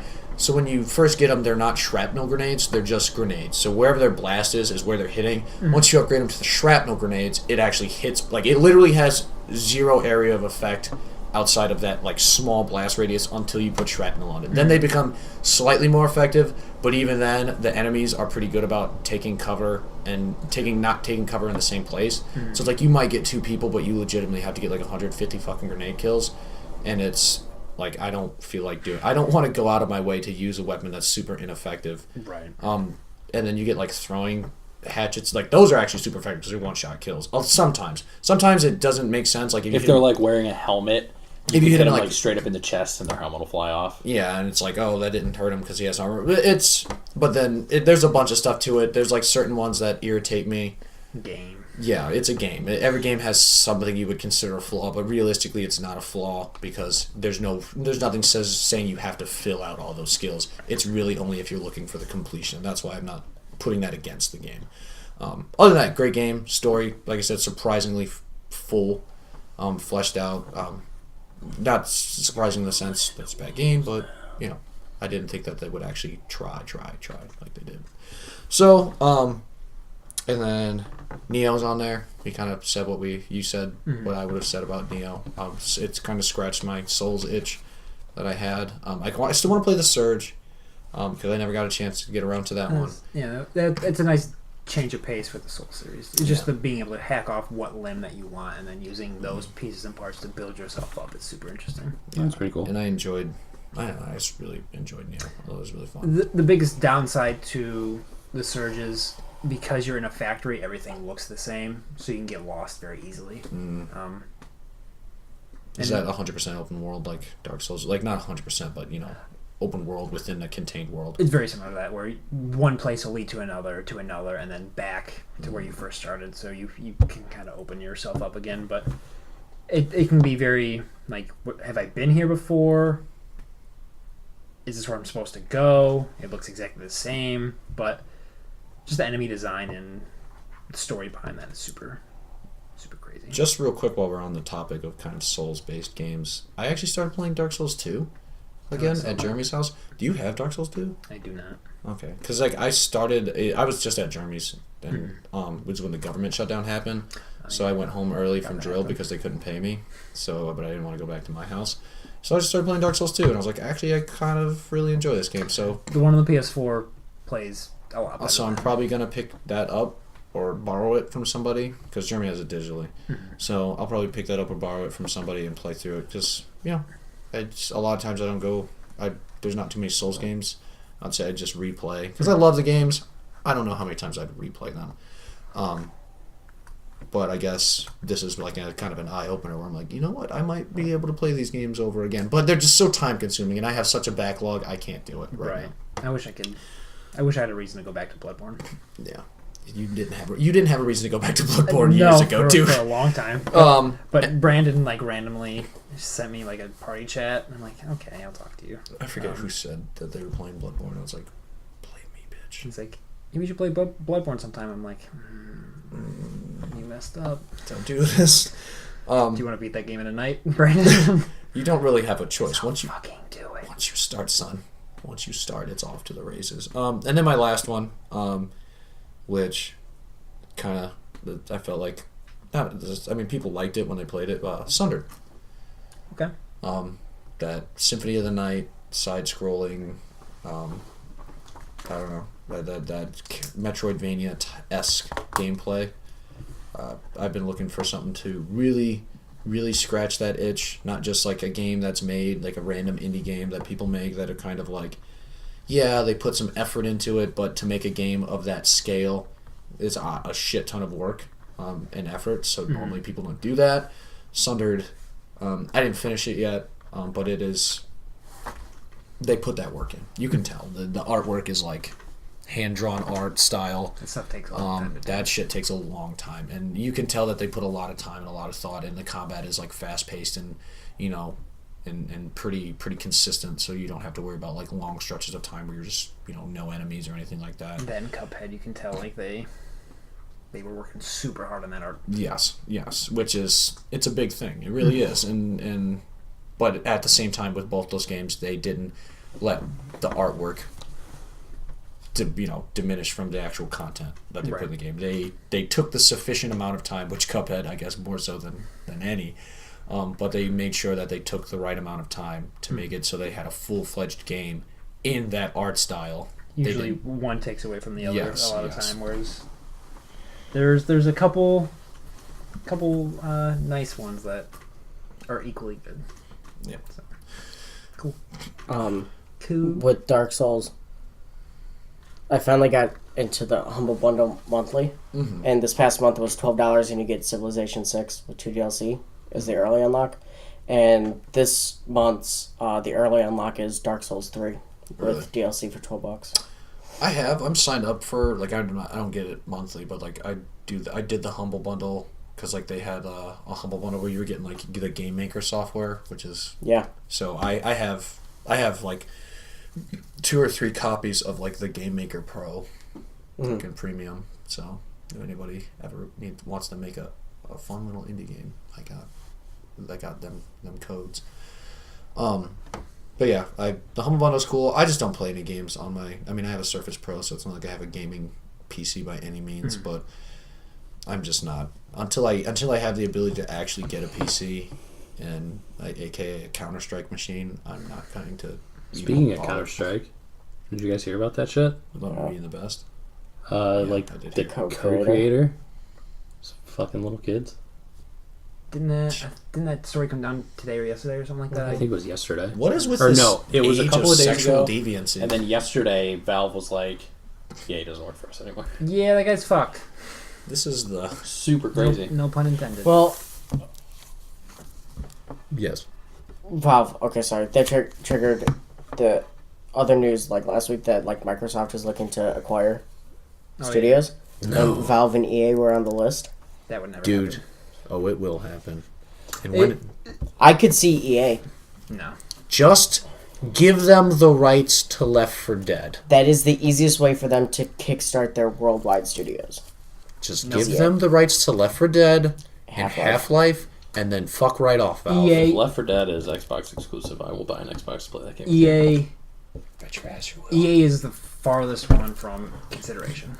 I feel like Valve would be further. Well, I don't know. Valve is pretty expensive. I don't know if they could be worth it. It would be worth it, but I don't know if they would want to drop that type of dime on that.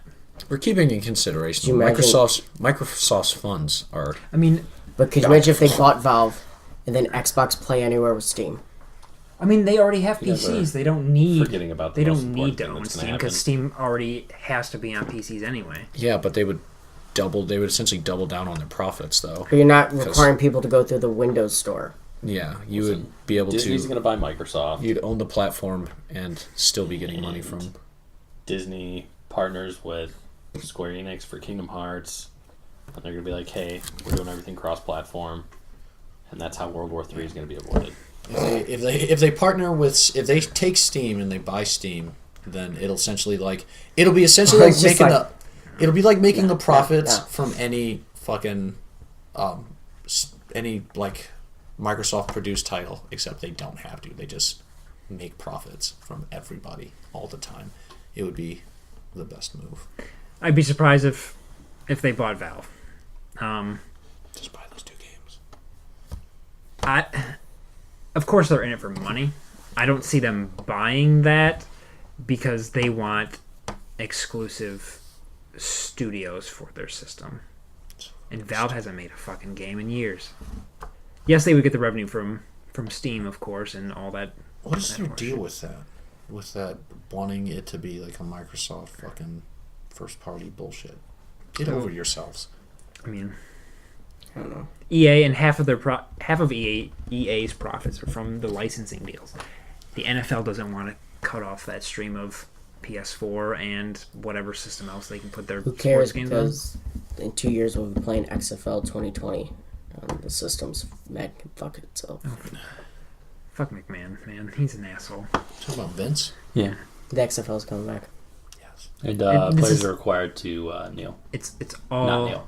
Not Neil. It's the opposite. They're not required to kneel. Everybody all has to political be protesting based. something. It's all political based. I have and nothing- I'm not giving him the time of day. Actually, no. This is actually brilliant. Because he's making it a legitimate football league. It's not the antics bullshit from the first run. He's seeing that the NFL is vulnerable and he's going after it. Fuck him. I'm not Well, going it's to get because wrestling sucks now. I'm not going to get into that whole can of worms. Sorry, this is a whole other podcast. Sorry, dude. Yeah, I just saying. age I of think pussies I think you is should basically what stand it is. for any goddamn. Bring Stone Cold Steve Austin back. Suspend your ass Make him for pull a kneeling. gun on live TV again. That's when shit was interesting. Him and Goldberg. That dude drove that dude ran somebody over. That dude fucking filled Vince McMahon's car with cement. We just talked about this. Rikishi's spleen. We just talked on about this pay-per-view, 2 weeks ago. They were doing an arc where they filled Vince McMahon's limousine with concrete and then blew it the fuck up, and he was like dead. And they brought him And back. They brought him back because Chris Benoit killed his family. I mean, the Undertaker dies every time. I remember that. loses He was one of supposed to be those dead. Coffin matches. He's the Undertaker. Yeah, he was supposed to be dead. I like how you just go, because he's the Undertaker. That's the whimsy of it. Like, if you're gonna be fake, be like fake. But like, there wasn't like. I guess now when we look back at it, yes, it can be considered comically fake. But at the same time, it was like they tried to make it like a fucking Right, movie. baby. The Like Attitude Era. These are just people like, were- Hell in the Cell. people were dying and coming back Now, to like- life. Undertaker, Like, Mankind. these are like Matt lifetime Hardy. dramas. But it was like just it was like a wrestling. Matt theater. Hardy's back, It was but like if he's you like- watched a damn play. Do you know about the Matt Hardy thing? No. He's like new Matt Hardy. He's it's his woke persona. Oh my So god. he just says like crazy shit. It's like, dude, you're the same fucking like 50-year-old man. I prefer old Coke. Like, he's like, I'm woke. Illuminati 666. Like, when I met Rachel, she was trashing WWE and everything about being fake. WWE is And real. so at that time I had the WWE Network, and I pulled up the Hell in the Cell between Mankind and Undertaker. I'm like, watch this. And then she was like, holy shit. She's like, that was all fake, right? I'm like, well, to a point. Yeah.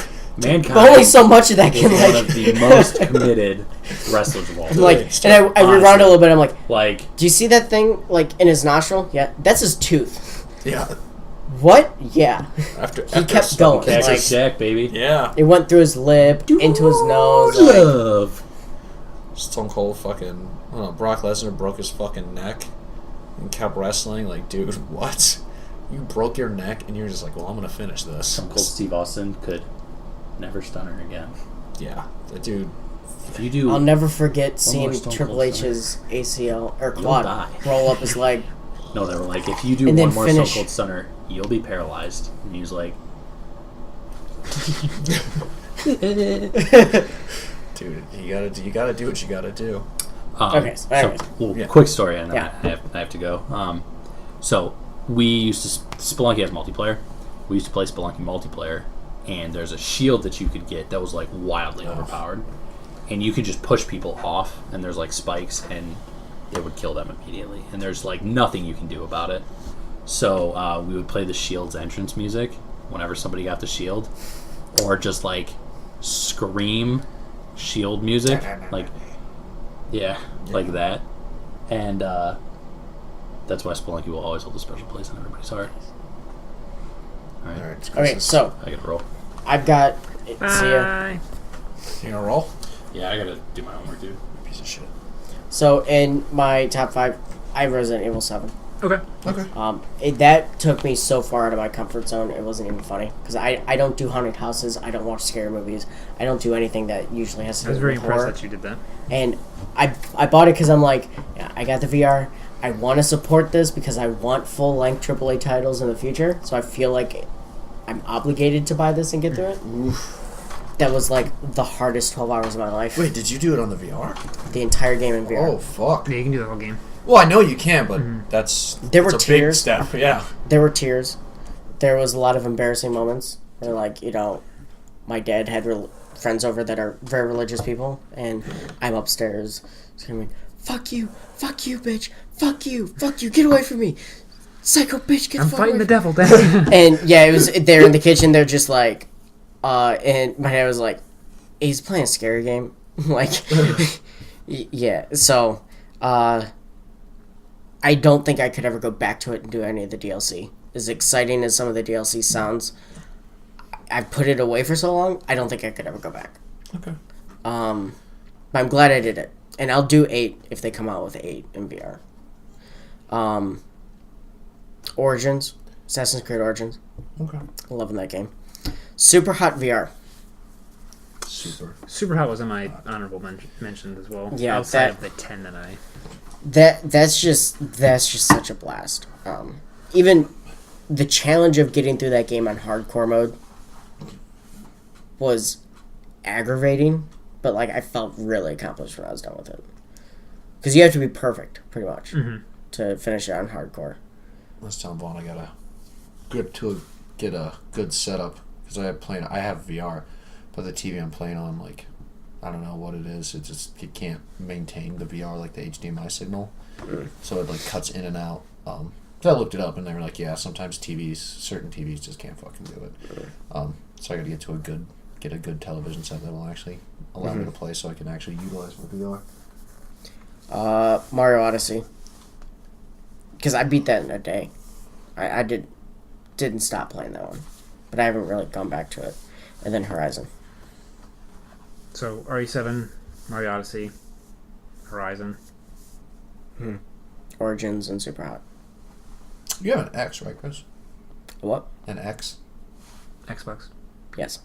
So have you looked at comparisons of like Assassin's Creed's like graphics and stuff compared to like a standard Xbox, or No, because I refuse to, because when they announced Origins at E3, my wife went and bought the gold edition on PS4 because she knew that I really like wanted it because it had been leaking, and at that time there was no thought about me getting an Xbox One X, so I got it on PS4 for PS4 Pro.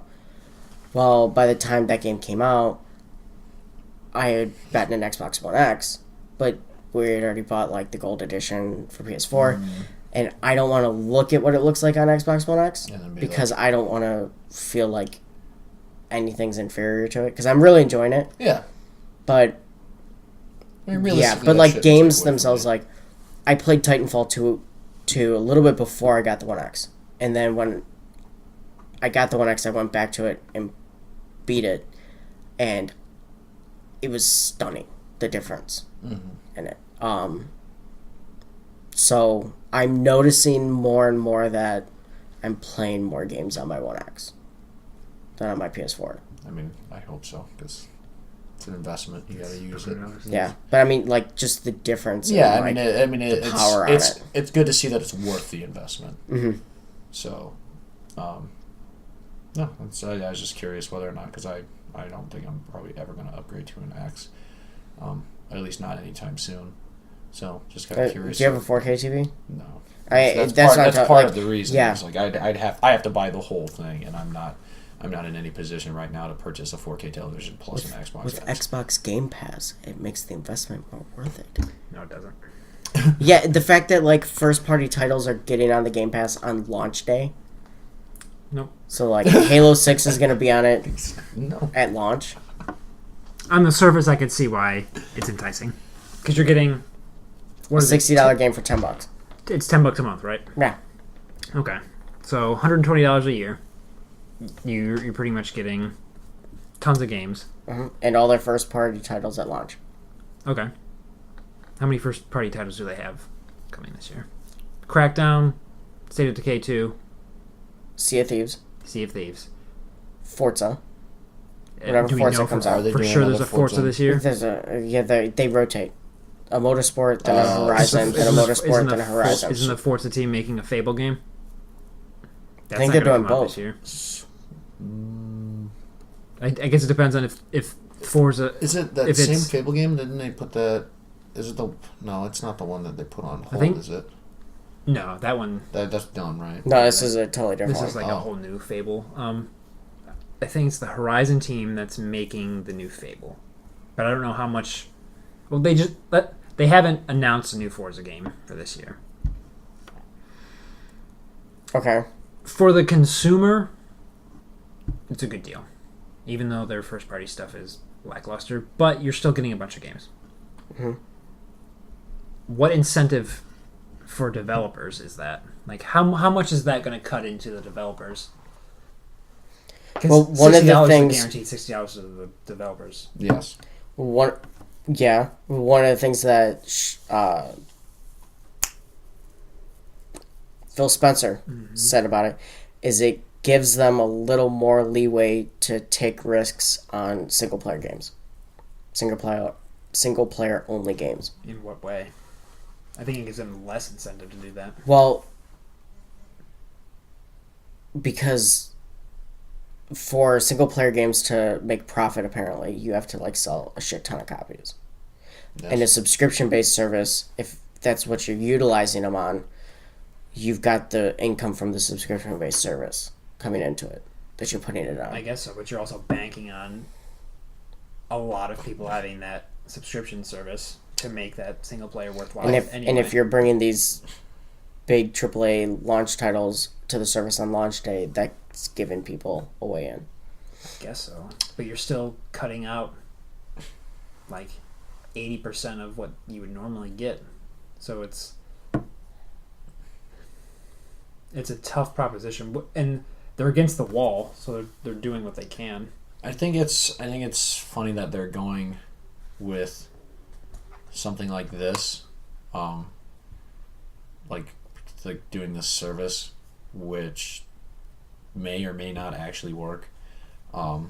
When, not to say that you should just copy people, but I feel like they could just invest a little bit more money in acquiring more studios. Maybe that's because that's really what PlayStation's just consistently been doing, is acquiring more and more studios and giving more and more developers the opportunity to make titles. Plus, they've been doing that for years. A lot of which being single player titles. Mm-hmm.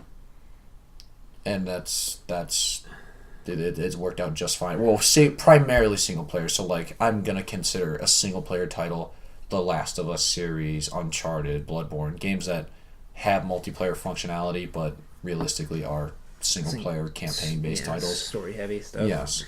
And they've been doing it for years, but I think it's funny that Microsoft is saying, taking risks, in terms of finances, which, as far as I'm aware, Microsoft as a company is abreast with currency. They're not. They're playing this weird game where I get obviously that's how companies stay successful, by not just blowing their money, but they are able to take the risks that they're saying, it would be, we don't want to risk it. You have the money to do it, and I'll call it your Xbox project, because they're obviously not. If they're hurting for money to enough of a degree where they feel like they're not going to be able to properly fund first party single player titles for the Xbox system, then I'm just going to refer to it as a project.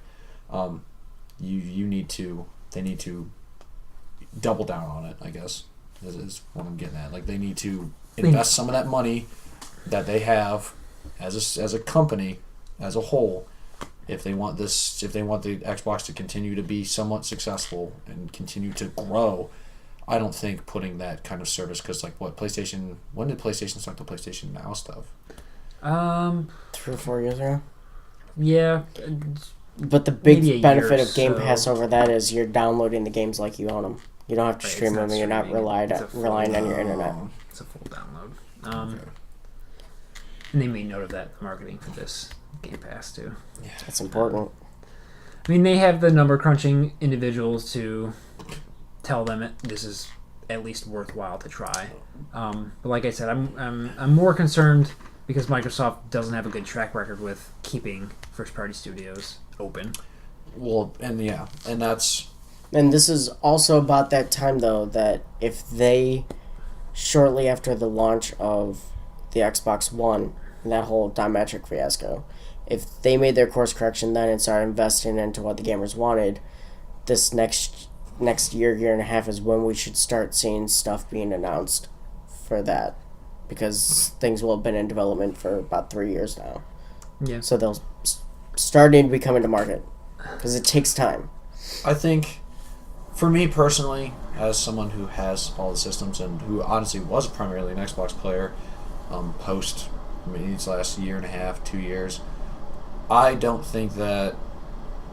I think it's kind of backwards the way that Xbox has done it, and that's why I brought up like the PlayStation Now stuff. Even though that's a streaming service, I understand that. PlayStation built, I guess you could say, trust by having acquiring all those studios and putting out consistent, good content. In terms of those games, like why would I buy? I'm not going to buy a streaming service, or I'm not going to buy a download service or whatever you want to call it for games when you have nothing that's going to guarantee. You have no track record that guarantees you're going to put out enough good first party titles to make it worth my while. You just don't. The Halo games, the Halo series, as much as I hate to admit it, are on the decline. The Gears of War series is on the decline. Yeah. Crackdown, as much as people are really excited for it, it's never even been a major title. So realistically, you're looking at what, Sea of Thieves and the Forza series, and I don't, and not obviously I'm not speaking for everyone, but if I don't like racing games, at least fucking Sea of Thieves, and that's you haven't shown me enough. You haven't shown me enough track record in the past that says you're going to consistently support that game, which you have no choice because, god damn it, have you marketed it enough and put it out there enough? You better fucking double down on this one. I mean, they've got good titles on the Game Pass to bring people in. I think having good titles on the Game Pass isn't enough to bring people in. I think you need something.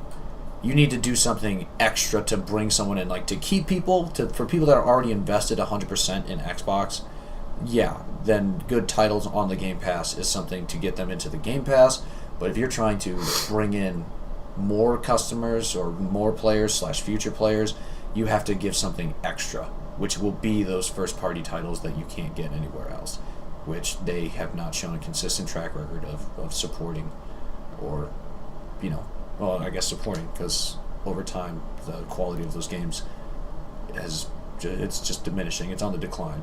Halo, Gears, at one point were fucking hammer titles, and now they're like, it's whatever.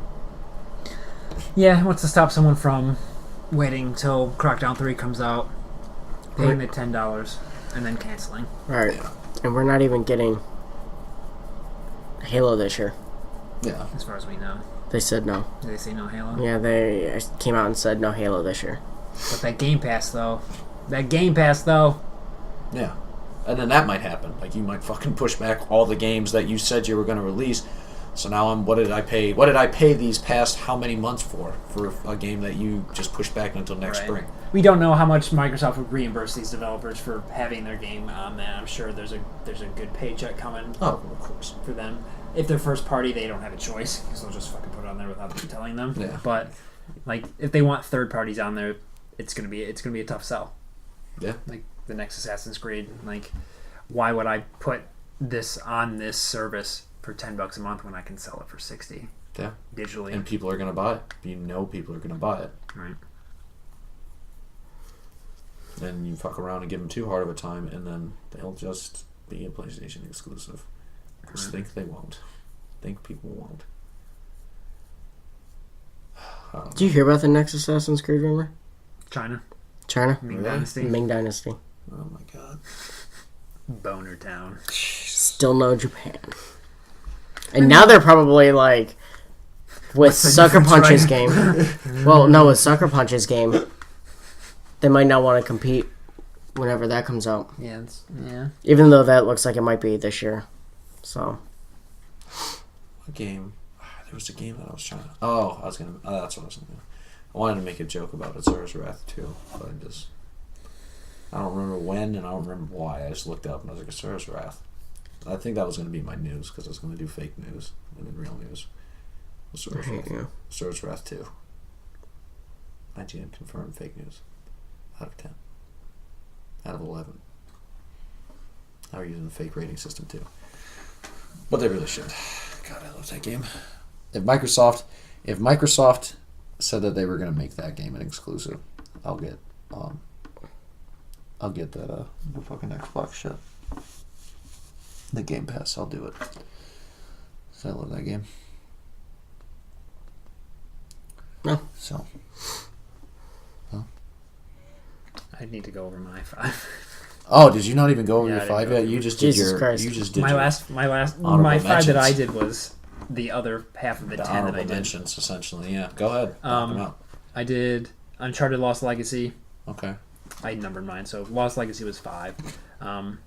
It's more impressive that this was going to be DLC, but they blew it out into a full-fledged Uncharted game, and the characters were just as full as like Nathan Drake and Elena. Mm-hmm. What was my 4? Persona 5 was number 4.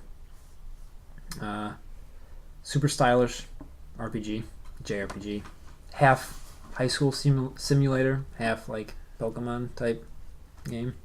What else? 3. Horizon was my number 3. Wow. Horizon. Wow. It hit, as we all know, I'm not a big open world game fan, but that one hit a perfect balance for me in terms of not being like a collectathon in this giant world. Yeah. And hell, you could platinum in 40 hours. Yeah. It's like perfect length. Yeah. Like we talked about earlier, the character was fantastic. Sassy ass. What you playing? Nier Automata was number 2. Automata. All tomatoes. And number 1 was Hellblade. Really? Yeah. I saw that and I was like, I think Hellblade's going to be on this list. I think you really like that game. And then I didn't. It was that top 5 was tough, like super tough for me. But Hellblade's a game that affected me in a different way than I've ever experienced before because I was playing it with headphones on, and the character has psychosis, so she was hearing tons of different voices, and the guys that did the Devil May Cry remake, the DMC, I forget the name of their studio, but they're really good at sound design. So with the headphones on, you were hearing these voices like all around you, like she would be hearing, and would make me super uncomfortable because at points she would like calm herself and then it would be silent, and I felt super like anxious because I was so used to hearing all those voices in my head like she was. Kind of how like GameStop is when you go home, having worked there for so long, you need to have noise in the background. Yeah. That's how this game was. Huh. It looks really good. The story's super interesting. It's set in like a Norse mythology, like Viking era, and it's dealing with mental health from their perspective because of course they had no fucking idea what this was. So they're making her look like she is like this outcast, like crazy witch devil worshiper just because she's weird and acting like that. So I think I've asked this before. Is there any supernatural aspect to that game, or is it like straight all your psychosis that makes it seem? The psychosis is the cause of it, but they do such a good job with making it affect the world because it's a third person game, so you're seeing how she's reacting to it. It's Ninja Theory. That's the developer. It's if you can pick it up, I recommend it. It was on. I think it might even be on sale right now. Yeah, I think it's $30 full price, and then I think it's been on sale for like $20 or something a couple times. But I highly recommend that game if you want something crazy, different, and weird. Okay. Did you play Edith Finch? I did not. Okay. I can't remember if you had or not.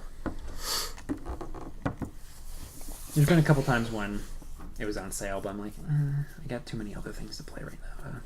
Well, your patience will pay off in PS Plus eventually. We're finally getting Knack. So, that 3-year, 4-year wait finally paid off. There you go. Oh. There's so much shit I gotta play. Yeah. I've decided that I'm just going to blow through games. Because that's what I did with Wolfenstein. Like, I didn't platinum Wolfenstein, I didn't platinum Star Wars. I'm just going to play games until I can clear most of my backlog, and then I will worry about platinums when I am at least up to date. That way I can knock out games in a timely fashion, which my backlog is vast. But I need... Well, honestly, I feel like Joey. I gotta fucking stop playing Spelunky if I want to get anything done. Just like with his Binding of Isaac. Shit. I gotta stop playing Madden. Dude, I can't. That game is so... It's that one more time. One more round mentality. I'm like, alright, one more time. I couldn't believe when the year in review came out, and it was my number 2 most played game. Oh, yeah. For last year. I'm surprised was we Madden. got those emails. I'm like... Really? Couldn't believe it. Destiny, then Madden. I was floored. I don't even know what my most played game would have been. Wow. Maybe Gauntlet? I played the shit out of that for like a very, very lengthy period of time. Honestly, unfortunately, it'd probably be Skyrim. Because I put a lot of time in that game just so I could blow through it. You could say that. Yeah, just so I could blow through that game. I put so much fucking time in that game just so I can be like, I'm done with you forever. And then I realized that I took a code for Skyrim VR because I was like, oh, so no one's telling me when there's codes now, huh? Well, who else is getting fucking codes? And then someone took the Frozen Wilds code. I was like, who has the gall? So I went in there and I was like, I think I got Need for Speed, Star Wars. I didn't even realize I had Skyrim VR until I was going through my games, and I was like, what games do I have for the VR? And then I had Rush of Blood because it was free. Riggs, it was also free. And then I was like, oh shit, I have Skyrim VR. So Star Blood Arena is free now. I never got a chance to play that one. Yeah, it's Buddy was playing it last night. He played it for 10 minutes. He goes, I'm super dizzy. There's a lot going on in that game. I bet.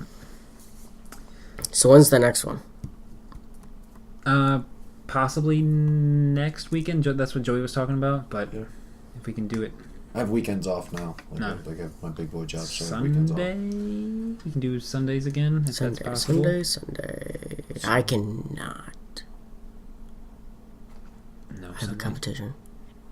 Oh no, we can't. So we probably won't be able to do it Saturday. So it'd either have to be Friday or Sunday because I have drill next weekend. I can do Friday again if we do it around this time, like 8:30. I can do that. Possibly. I get off at 7, so anytime after like 7:30, 7:45, I can be here. Yeah. 1,896 hours. Over Total? 182 different games. Jesus fucking Christ. The most progress was in August with 220 hours.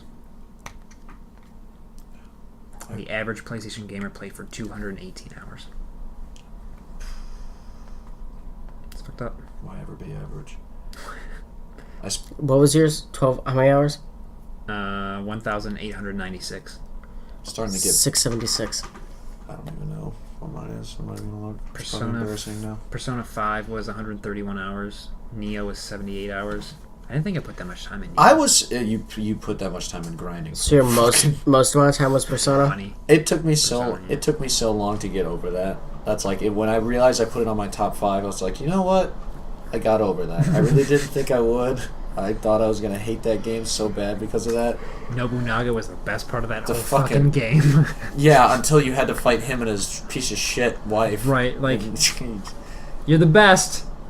Now fight me. Dude, fuck off. Yeah, like fuck right off, Nobunaga. Like you guys didn't. There was no system behind this. It wasn't like this was designed to be a 2-person boss fight. No, not at all. You literally just threw 2 bosses in the arena for another boss. And then you were just like, fuck it. It'll work. You'll figure it out. Like, there's something missing from this. His wife. His wife. Was this not stupid enough the first time? Awesome. I got something for you, bro. I don't think I laughed harder at any game than when he comes back. And he's like, deuces. You think you can control me? Fuck you. Bye. And then just leaves like, dude, you're the fucking coolest. Do you know the general gist of Neo? No. It's set in, was it feudal Japan? Feudal yeah. Japan. Nobunaga was like a big warlord at the time. He's and like the most notorious warlord ever known. And he's dead. And then there's this evil guy bringing like spirits and stuff back to life. And ultimately he brings Nobunaga his back to life. ultimate goal of the whole everything he's been doing other than world domination, like the key to his plan, this most powerful being that he's like, I'm gonna bring this thing back, and you're like, what the fuck is this thing? Is to bring Oda Nobunaga back to life. The greatest warlord in history. Mm-hmm. Yeah. He does it, and Nobunaga's like, you don't control me. I did my time here, and I accomplished what I want to accomplish. I'm out. Yeah, he's just like, I have no regrets. Bye. And I was just like, oh my fucking god. He just did that. He spent the whole... It would be like if in Dragon Ball Z, like, Frieza 1 got all the Dragon Ball, was like, make me immortal, and Dragon was like, no. I don't have to listen to you. I'm all powerful. Fuck off. And You're then just evil. left. Yeah. Because Nobunaga's like dope. His it's like all you have like your spirit animal thing that you summon, and you can use like elemental powers. Mm-hmm. His can use all the elements. He's got like a peacock. It's a peacock. So. And it can use all the elements. And he's the most powerful, I guess you would say, character in that verse. Like if he really wanted to, and that's what he was just like, you're pretty good. If I wanted to, I'd just murder the shit out of you, but I have no quarrels with you. I don't really want to be on this earth because I did when I was here, I did everything I wanted to do. I'm the goddamn best. I accomplished all my things. I have no regrets, so I have no reason to want to sit here and wage war again, because when I waged war the first time, I did it the best. Bye. And then just walks out. Literally just walks away. Walks out of the room. Literally just walks away. And the dude that summoned him is just like, fuck. Like, he's just like looking at, like, he doesn't say anything because he doesn't want to get them cheeks slapped, but he's just like, fuck. Like, really? That was such a good scene. Oh, dude, it's hilarious. He just walks away like, dude, Oda Nobunaga does not care at all. He's not entertained by your nonsense at all. Your evil magic doesn't affect me whatsoever. No, not at all. And it's funny because, like, you would think he would have some kind of control over him. He has none. You have no power here. It's like you woke him up from a nap and told him, like, to wash dishes. He's like, I'm not washing dishes. I was sleeping. I washed all the dishes like 100 years ago. Why? None of these dishes are my dishes. I'm not doing this. I'm gonna go chill. I'm gonna go hang out somewhere. Yeah, and he doesn't. It would have been better if he killed himself. That's what. Well, I mean, either A, but that's another thing that I laugh. It's like he didn't. I thought he was gonna like turn back into a spirit or whether just like will himself back into the afterlife. He doesn't. He's just hanging out somewhere now. He's just like, yeah. I guess I'm gonna just chill again. I guess I'm alive now. I'm gonna go do other stuff, and then walks away. So go find my wife's spirit and beat the shit out of you. Dog shit out of you. You want this platinum, boy? Do you want this? I'm gonna fight you for sport now. How bad do you want this? Not bad enough, Oda. I restarted that match so many times. I don't care. Apparently I took the coward's way out and just shot him in the face a bunch and used that. But dude, that boss fight was stupid. I'm sorry. I was sweating in places I didn't even know I could sweat trying to beat that boss. Oh my fucking god! And you would just hear them make sounds, and you're like, I don't know what you're doing back there. Right, you dodge one. You're really just running. You're running for your life the whole time. You touch one and you tap him or his wife, and there's just like the fury of the gods. You summon your spirit, hoping that would do anything, and Nobunaga's like, I don't give a fuck. Oh, you have. I'll eat your fox. You can use an element. That's cute. Let me show you something. My wife is the human embodiment of an element. She pretty much is a second spirit animal. If I needed one, but I don't. I had sex with Mother Nature. Oh my god. Goddamn fight is crazy. That game is fun though. But yeah, Play Neo. I thought I was gonna play Neo if you like any Souls based game, if you like a challenge. I thought I was gonna hate that game because of the way it made me grind in the end, but I got over my anger. I didn't let it ruin me. Oh my god. I gotta play it. I gotta play like The Search now. Actually, I want to go play Dark Souls 2. So I'm gonna whenever I find that. I don't want to buy it though. It's like I already beat it. I don't want to buy it for the PlayStation all over again because I'm sure it's still like $30 for no reason. Yeah. I'm not doing that.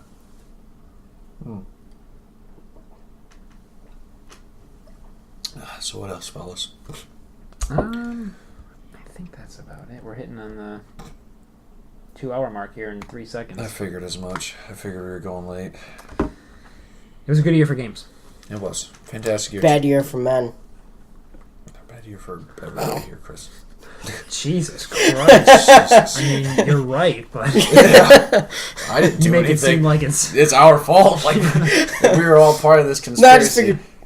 Seemed like good time to throw that in there. No, that's fair. Just get a little bit of, just sprinkling how in there. dare those women telling us, Dude.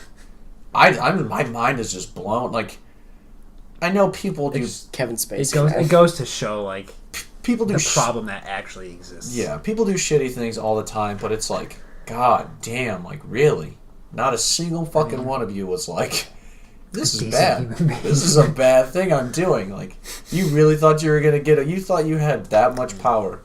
And no one, at no point in Kevin Spacey's statement did he or those on his team think to tell him, maybe not the best time to come out. Maybe now is certainly not. Maybe wait.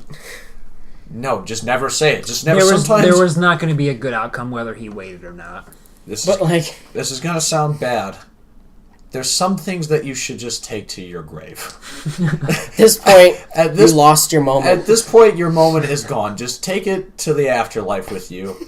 And then if somebody there wants to listen, then by all fucking means. But now is not the time. Like, there's some things, and this is... That's a good t-shirt. Yeah. Some things you just have to take. Some things just take to the grave. Like, really. And on the back, it's just like a gravestone. I was gay on it. Like, yeah, just take that one. You just never got to tell me. Take the L on that one. Take the L. No one ever knew. It's okay. Leave it in a diary or a journal or something, and then somebody will bring it up at some point. Probably. Did either of you watch the Golden Globes? No. Seth Meyers. Nothing. What did you say? I said I have a penis. I'm sorry. I just saw the monologue online from Seth Meyers, and he made a reference to Harvey Weinstein, how he wasn't there. He's like, but don't worry, he'll be back in 20 years when he's the first person ever booed in the in memoriam. God damn. Good for him. Yeah. Seth Meyers not. Not giving a shit. He's like, oh, fucking, I hope he dies, and I hope people still hate him. So...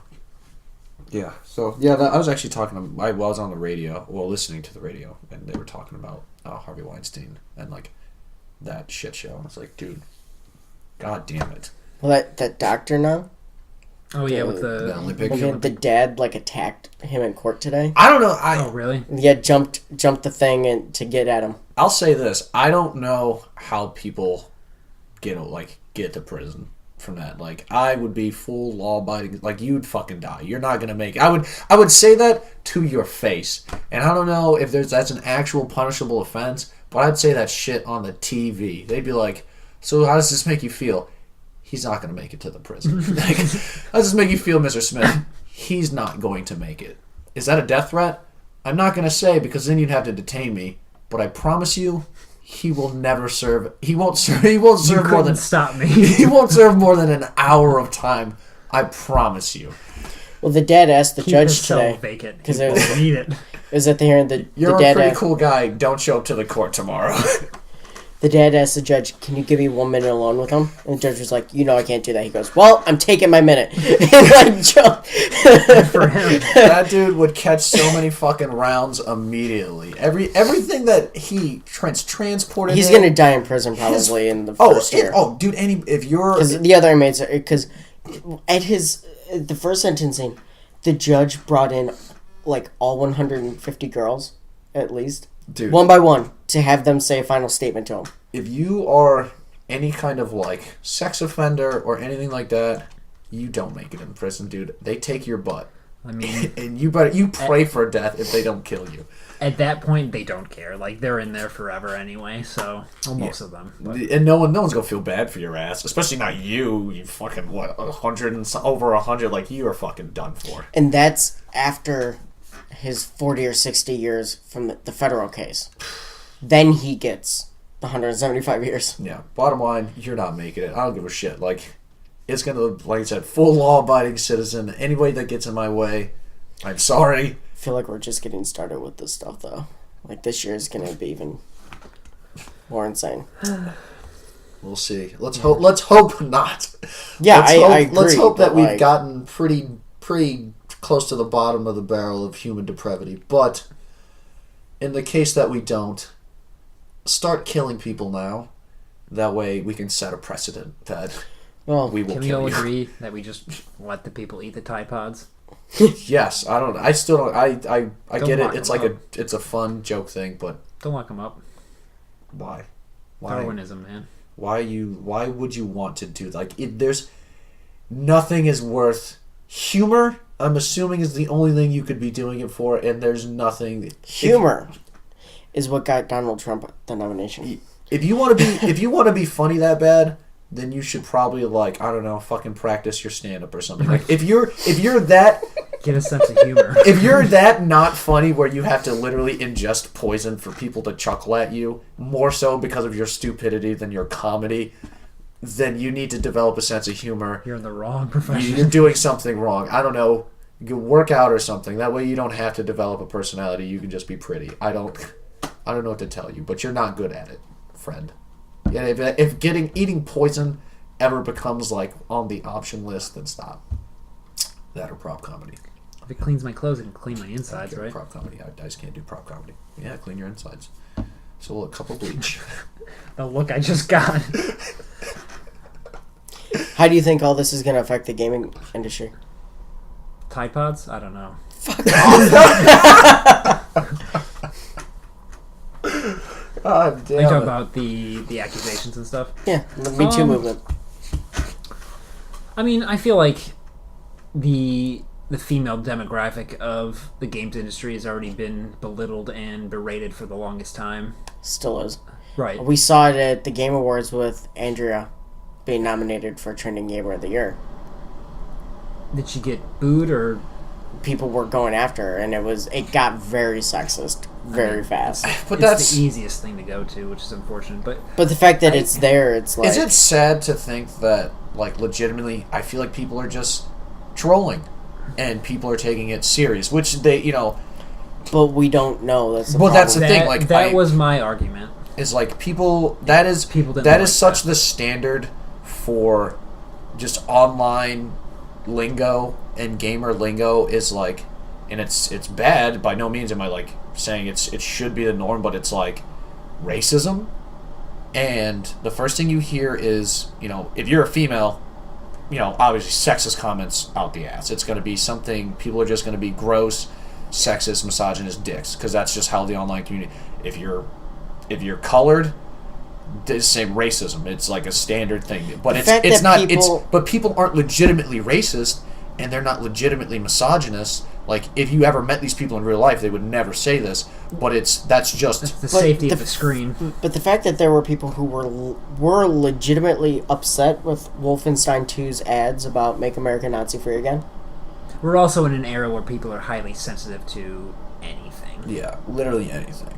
So, which is another problem in and of itself. But I like to believe the gaming industry kind of self-regulates itself, because we're not under like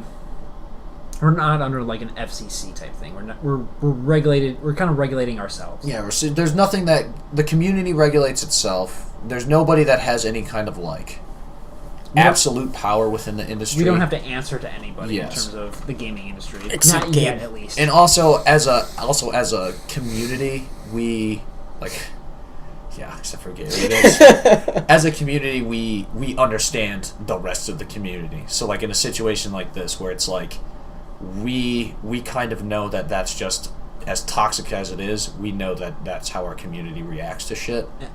And I think this community has more positive vocal people than negative. Yes. You do hear about the negative a lot because, like we said, behind the screen it's a lot easier to shit talk.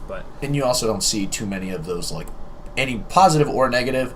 We just don't get, gaming just doesn't get that publicity. An actor or an actress can go out and say something on fucking Twitter, and then it's just like the world is shut down.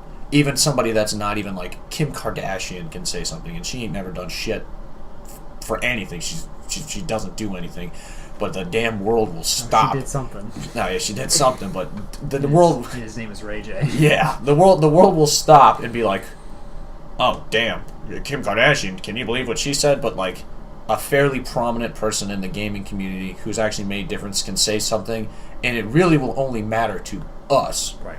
Like, the news won't cover it. Nobody's gonna lose their shit over it. Unless it's like super. It's got to be something outrageous.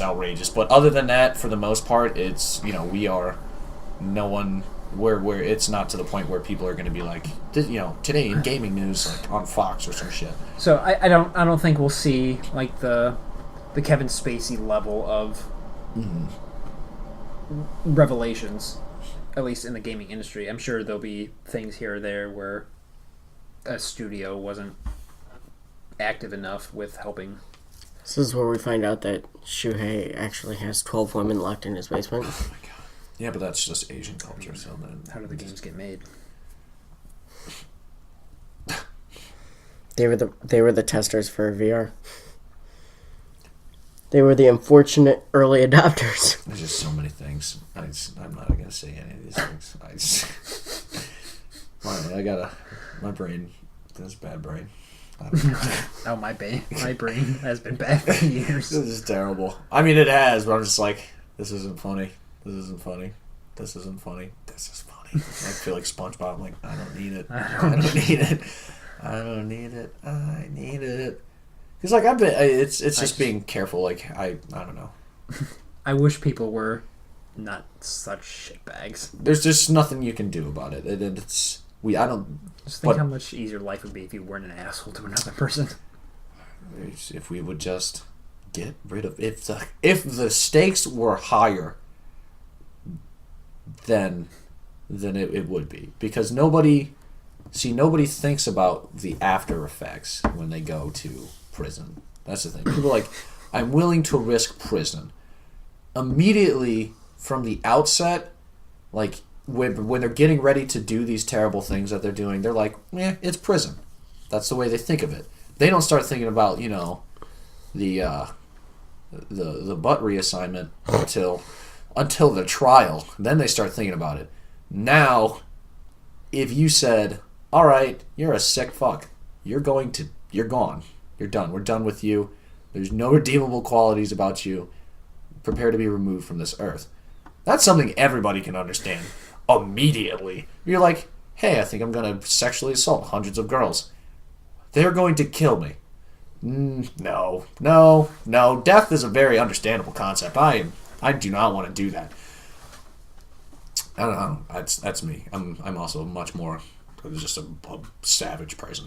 I don't see the need to keep those people around. I don't see the need to fucking pussyfoot. I'm gonna sentence you to 37 consecutive life sentences of culo touching. Like, nah, bro. As much as it would please me to know that he's getting his holes resized, kill him. I don't have time. This is a waste of my time. I am with you on that. Like, imagine all the taxpayer dollars that we would you'd save money. And everybody wants to say like these goofy shit. Like, and I even said like, had goofy ideas like joking around like do pay-per-view gladiator fights, but they have to fight. And even if they win, you just die. It's not death race. You can win as many as you want. I'm gonna keep throwing ridiculous things at you until it kills you. I'll fucking put bears in there. I would be sick enough to be like, I would tell them that if you win, you'll have freedom. And then once they win, 3 lions come out. It only works once. It only works for the inaugural pay-per-view because then everybody knows. But they don't know which animal you're gonna throw out there. Just to see that absolute look of horror. 2 elephants or 40,000 gerbils? You don't know. And they're hungry. They are hungry. There's no way. Statistically, one of them's gonna get you. One of them, we've put HIV in. You don't know? Joke's on you. All of them. All of them but one have HIV. I lied. Yeah. Capital. Yeah, I'm sorry. They're dirtbags. Yeah, they sentenced the Olympic doctor to 175 years. Yeah, it's fucking silly. Why? Like, semantics. Like, that's so stupid. Till you die. Kill him. Kill him. Get rid of him. Even hypothetically, he survives that. What good is he going to be? Say he survives that and he discovers an ancient Chinese secret to everlasting life. He is still just going to be a fucking dirty, shitty asshole re-released in society. He's still no good. He's still busted. He's broken. Throw him in the garbage. You throw trash in the garbage. You don't recycle trash. If you don't want to comment on all this, yeah, I totally understand. It's based on your profession. It's totally okay. But I agree on a lot of things. I don't know. It's understandable. I'm at the point now where I don't care. I'm so exhausted by all of it. Oh yeah, it's taxing on And psyche, on this presidency, like politics, every day. I'm almost regretting my Apple Watch.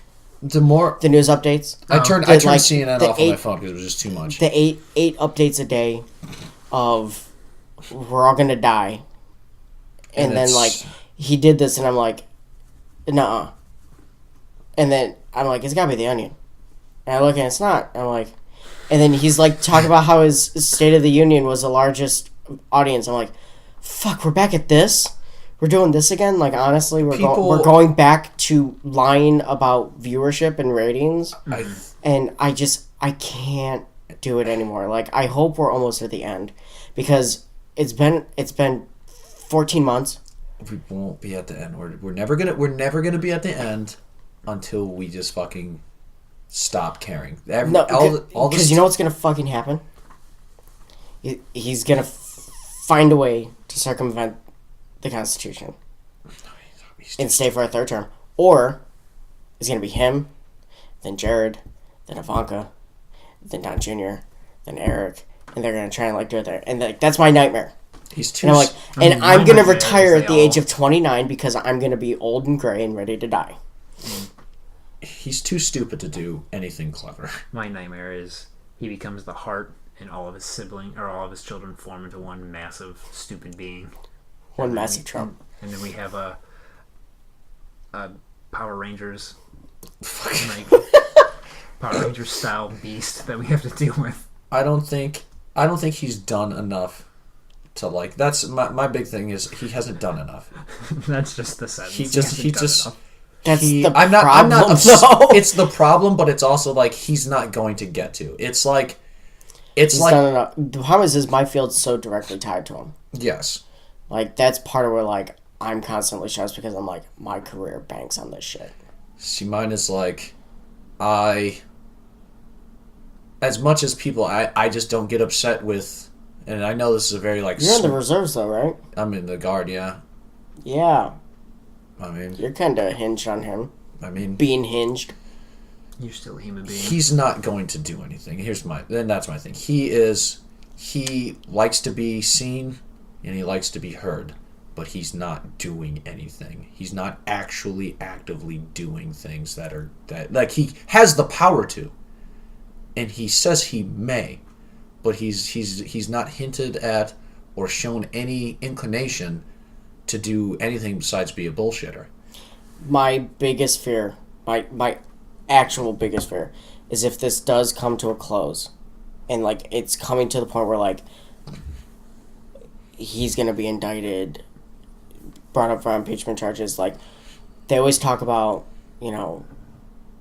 Kim Jong-un and, like, any dictator, their last grab at power. Mm-hmm. What's his? Is it going after Kim Jong-un? Last grab power. They can't do anything if, like, we're in a wartime situation or, like... He becomes completely unhinged. The beauty, and that's why I said I would have preferred Trump to win over Hillary... is because in a similar situation, Hillary has the know-how and the connections to do something like that, to make that a credible threat. With Trump, it would just be him saying he's going to do that and then it being shut down. And I think that's one of the biggest issues where people are getting stressed out about all this shit is he can say anything he wants to say. He can say absolutely asinine, off-the-wall shit. He could say, I want to strap rockets to enough missiles or rockets to the bottom of the United States to launch the whole country and put it on the moon. But realistically, if you really think about half the shit he says he's going to do or half the statements he makes, they're fucking nonsense. And I agree. They're not credible threats. That's why people are getting bummed out left and right. But I'm like, why are you getting bummed out? If you really think about it logically, and that's the thing. He's an idiot. He is an idiot, but the rest of the people rest of the checks and balances are not idiots. And it doesn't pay off for them to be on his side. I'm not willing to bank the whole security of the country on military generals having to commit treason to save us. I mean, because if he orders a strike, he doesn't have that authority. Yes, he does. He doesn't have the authority to order an outright strike. Yes, he does. He doesn't. Yes, he does. He can declare it, but he can immediately he can say it, but it can be overturned within immediately. He's the one that gives the order, and they have to act on it unless they disregard his orders, which is treason. No, the only people that have to immediately act upon the president's orders is the Marine Corps. They're the only people.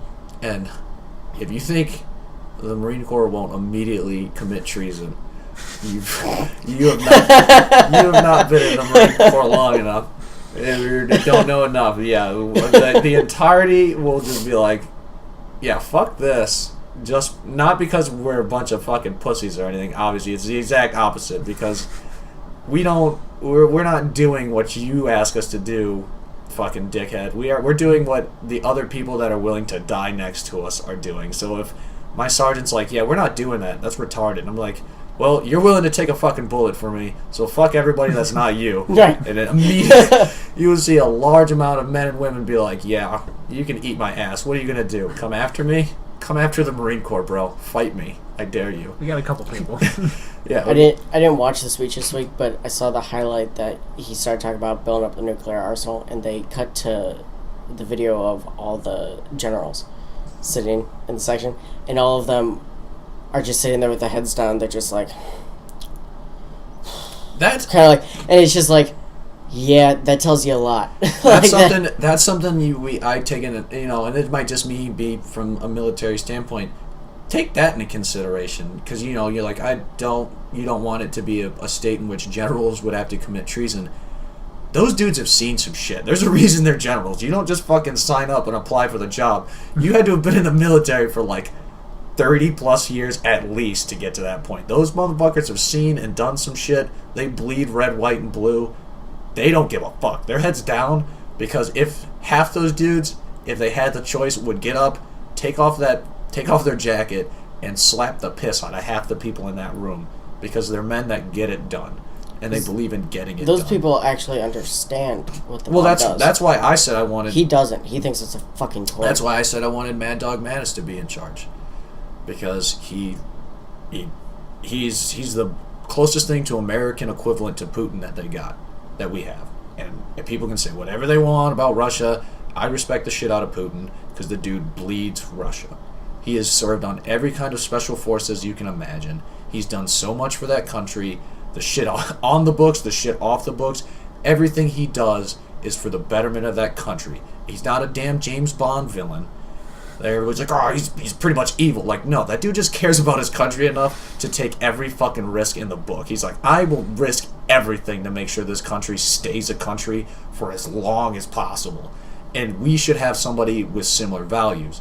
And someone who keeps you out of conflict the most, because everyone's like, oh, they'll put Mad Dog Mattis and he'll just fucking go right over. No, you know who doesn't want to be in a conflict? Someone who has known conflict their whole goddamn life.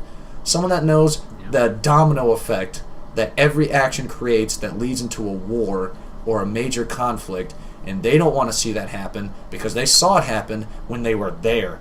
taking bullets, getting blown the fuck up, watching their friends die. They don't want that to happen. So that's the kind of person you need there. Because as much as Putin is an absolute fucking goon, because he is, and I say goon in the most affectionate way.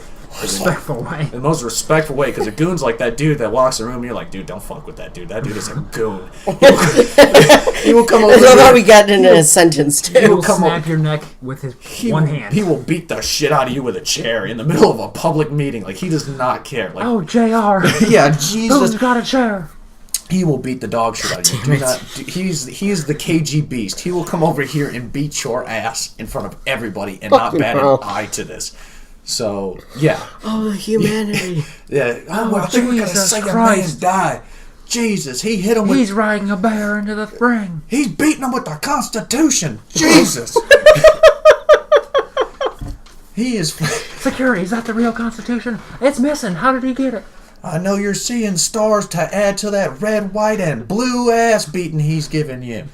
Yeah. That's the kind of dude you want in charge. That's what is Putin's theme song? I don't even fucking know. It would have to be the Russian theme song when you win in Call of Duty, the original Call of Duty Modern Warfare, which I'm pretty sure might be the national anthem of Russia. I'm not even sure, but that's got to be what plays. Okay. Fair. But he just always comes in riding a bear, shirtless in his dress pants, and it's just the bear is even sauntering, so he's just back and forth. He doesn't ever say a word because he's just there to get it. He just has no time for this. The bear is scared of him. Yes. When he gets off the bear has to unchain him from Putin. And he just looks back at the bear. The bear doesn't turn around and walk away. It backs away. Legitimately, it's just doesn't look at him. Takes his eyes off. Puts its eyes down. Puts its head down, and kind of just pats away at the shackles. There's a large chair in the crowd. It just sits in it. The bear could lay on the ground. I wanted to sit in the chair. Oh shit! You sit in the chair, bear. I'm sorry. I didn't get you in trouble, did I? You would know. I'm so sorry. You would know if I was in trouble, because I'd be dead. But yeah, You're talking to me. Yeah, I live another day. That's the kind of person you want, though. That drives me nuts anytime I hear it. And they're like, Putin this, Putin that. I'm like, that dude just fucking loves his country. What do you want from him? If I had a president in the same position as him who wasn't willing to do the things that he's doing, I don't want him as a president.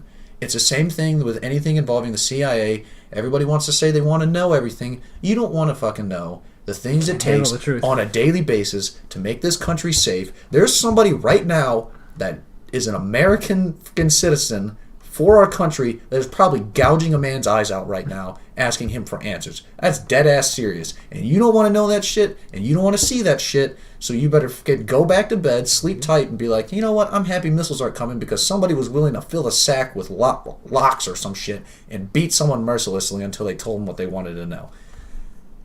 So, yeah, I want a president that's willing to do that shit, and that's willing to look at that dossier and be like, oh, that's nice, and then burn that motherfucker. Because that's what it's going to take to keep the country safe, and that's what it's going to take. But I'm not going to act like it doesn't happen. Wait, the PP tape dossier?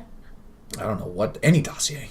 I just want anything you name a dossier needs to be burned. Needs to be burned. It's full of either paper or dossier. If it's not a file, it's paper. A group of papers is a group of paper is a file. If you see anything named a dossier on a computer, you burn the whole computer. Yeah, file. Can't trust it. File. It's a paper. File, you stamp some kind of ominous eagle or something on it in red, and it's just it's a dossier now. It's in the trash. I read it one time. Committed to 3 pieces of paper in this world.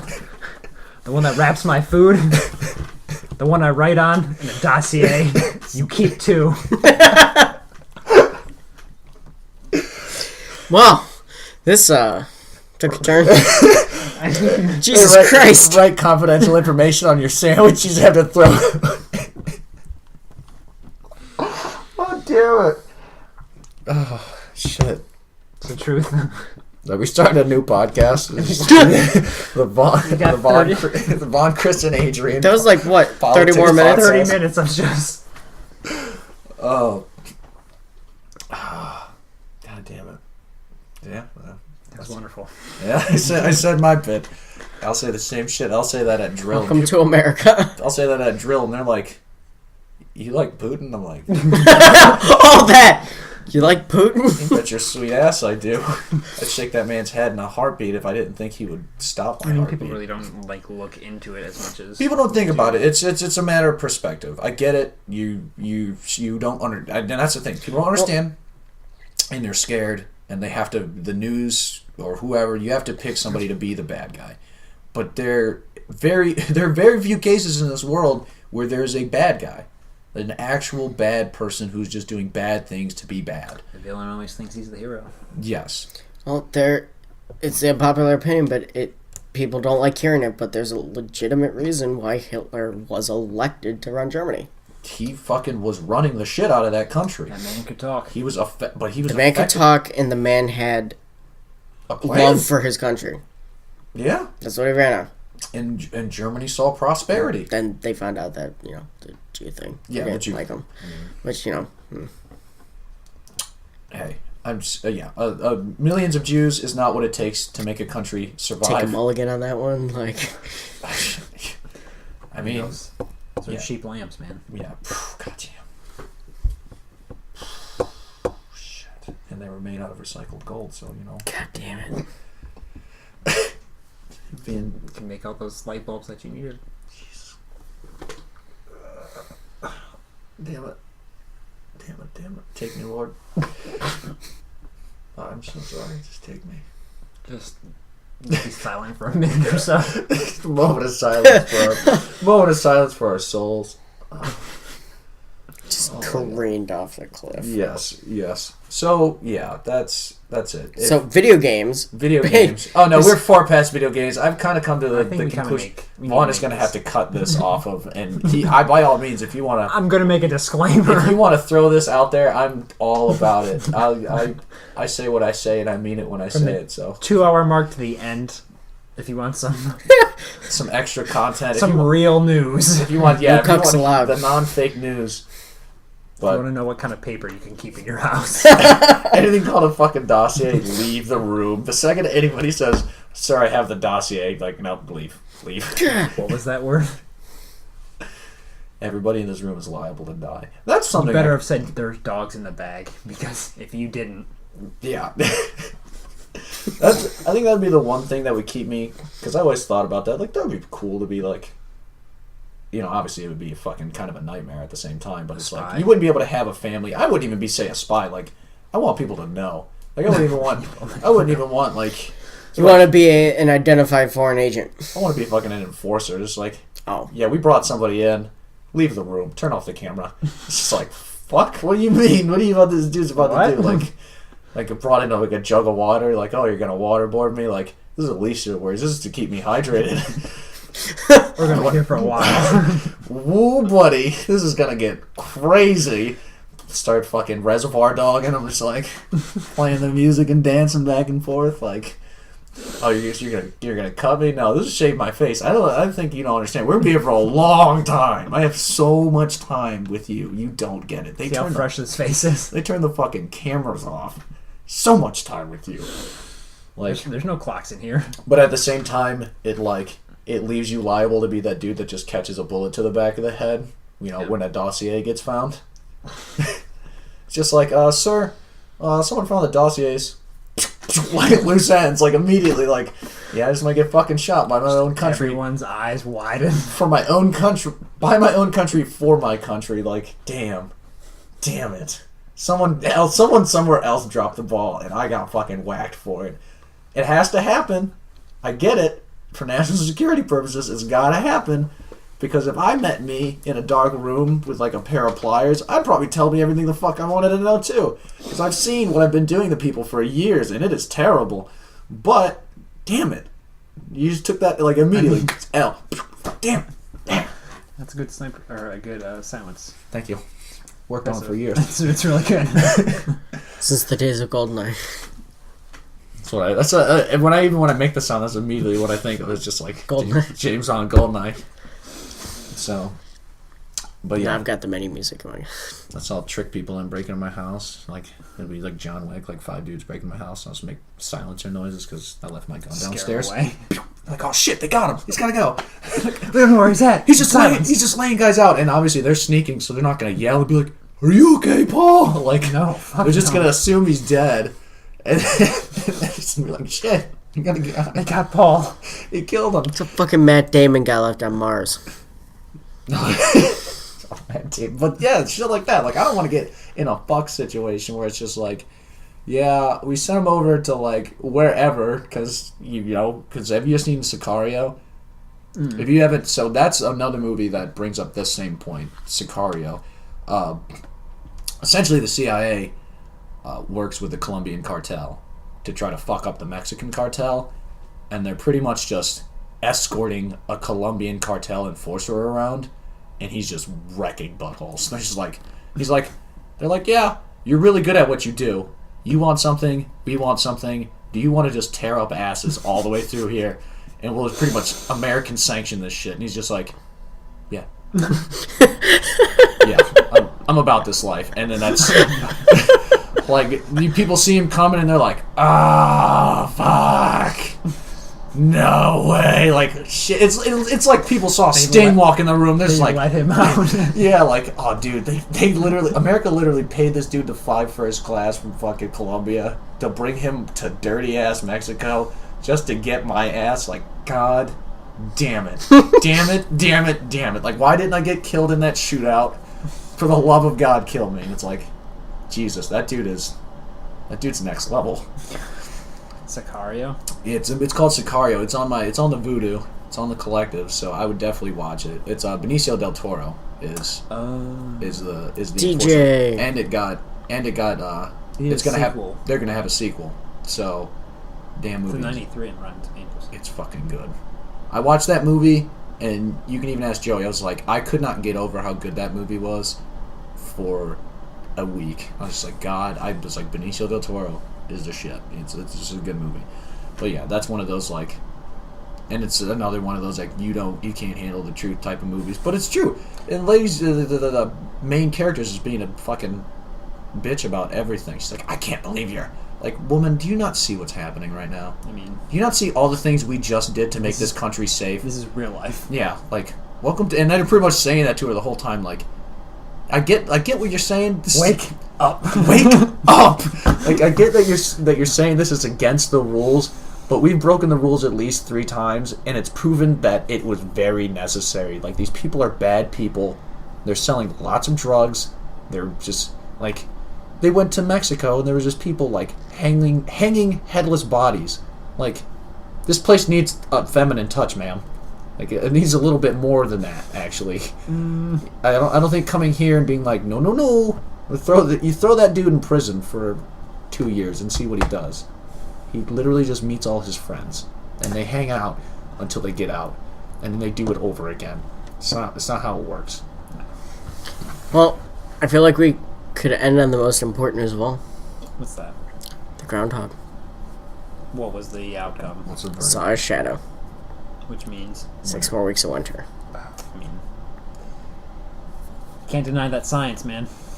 I can't deny it either. I honestly, I didn't actually know how it worked, like what the whole process was, like with all this bullshit. Like, these are real fucking people who live this fantasy life.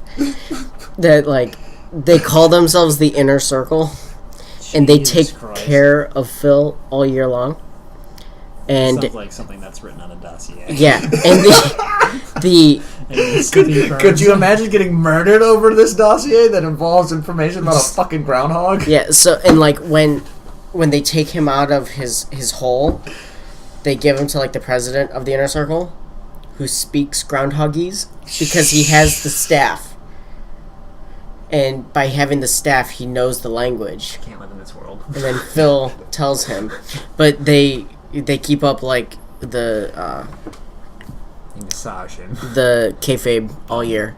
They basically they choose what he's gonna see a couple days ahead of time because they write out the 2 scrolls for like saw it. Yeah, and then so a couple days, I guess a couple years ago, they got in trouble with it because the weather forecast changed, and they selected a couple days beforehand that he was gonna see a shadow. So they brought the scroll along that he was gonna see a shadow. But it was like a horrific snowstorm, and like it was like a blizzard, and there was no sun. And they pulled him out. And they're like, he saw his shadow. And everyone's like, huh? They're like, the scroll says he saw his shadow. Oh my god. This is the world we live in. During the wintertime, I just like kind of forget that Ohio ever gets hot again, and that's pretty much the best way for me to survive. I mean, you blink and then it's winter again, I hate the heat, so it's like I'm not even really that mad, but like I kind of just pretend I just live in a tundra all the time. It's like this year's been bad. When we have a day where it's 60 degrees or like 50 degrees, and then it goes from summer, or it goes from spring to summer to fall to winter within a 16-hour period. The state's How about 60 to 15 in one day? we had an ice storm. I start to think of like crazy things that I should do. I'm at 6 snow days already. That's fine. I saw like every time you got a snow day, you're like, another snow day. We had an entire extra week of break. Do you guys have to make up anything? We're at making up one day now.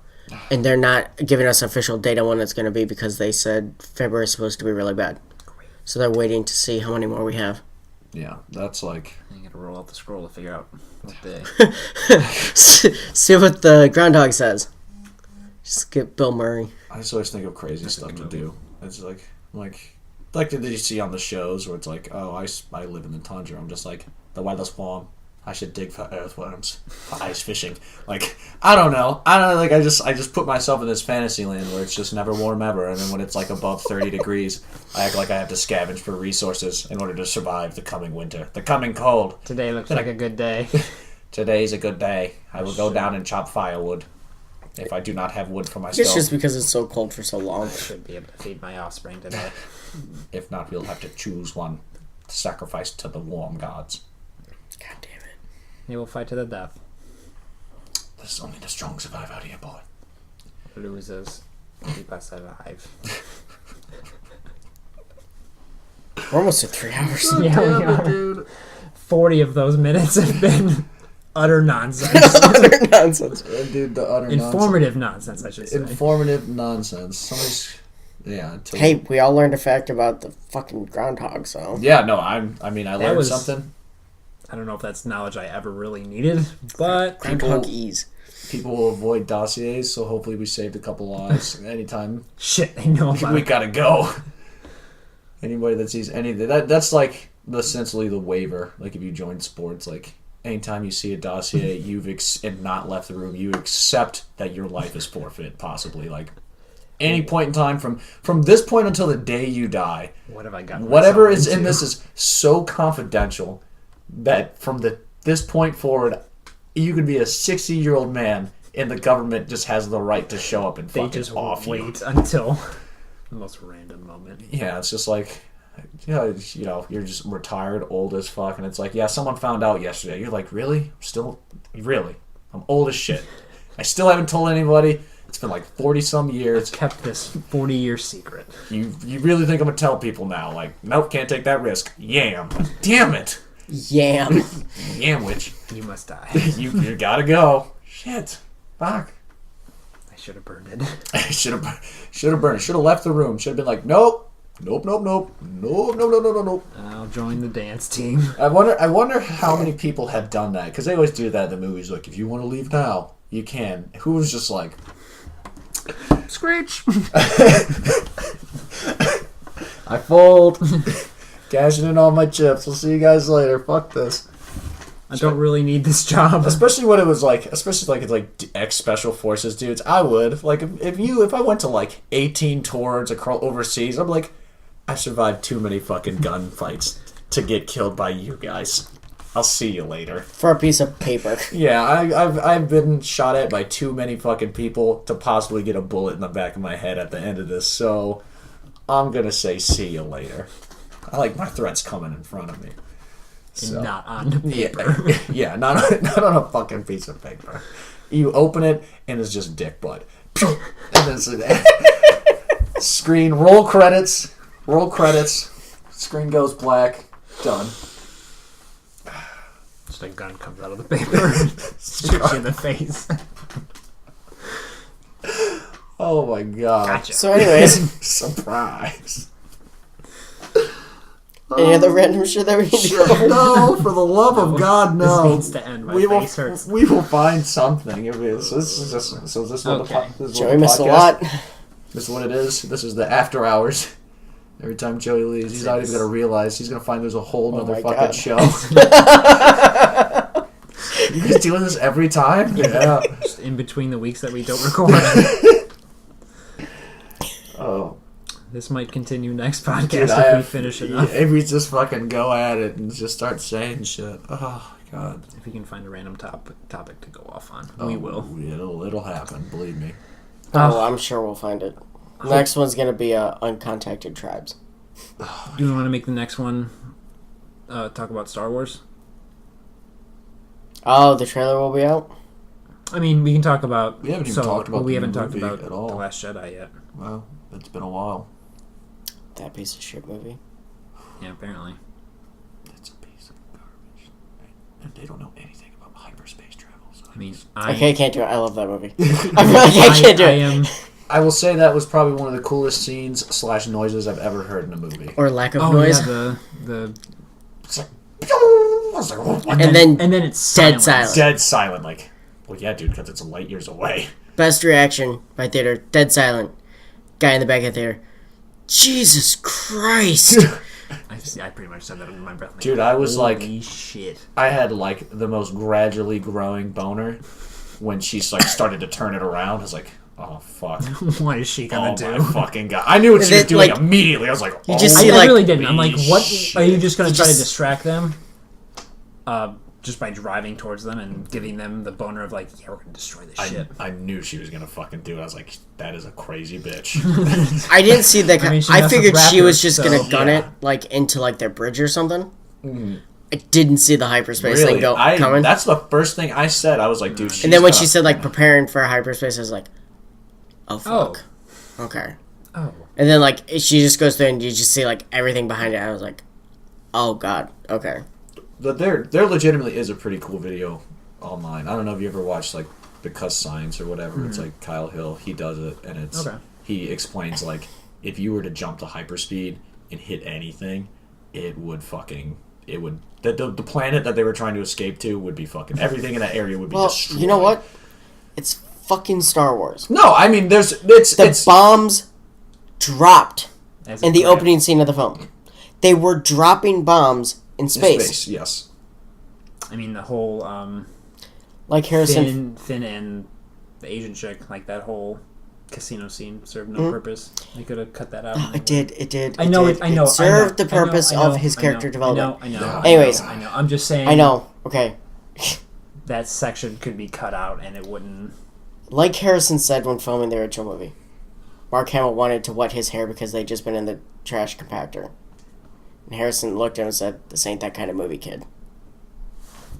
It's Star Wars. Hey, no, dude, I'm science fantasy." Listen, Chris, I don't know how many of us are fucking goddamn nuclear physicists. So really, that is the only group that should. Apparently, there's a lot. That should be the only group that should actually be legitimately upset by that scene. I'm not upset by it. Or you know what's funny? I just thought it was they're smart enough to not be because they know it's fantasy. I just thought it was a cool. I just thought it was a cool video to make because I was legitimately curious. I was like, because he's like, yeah, what would happen?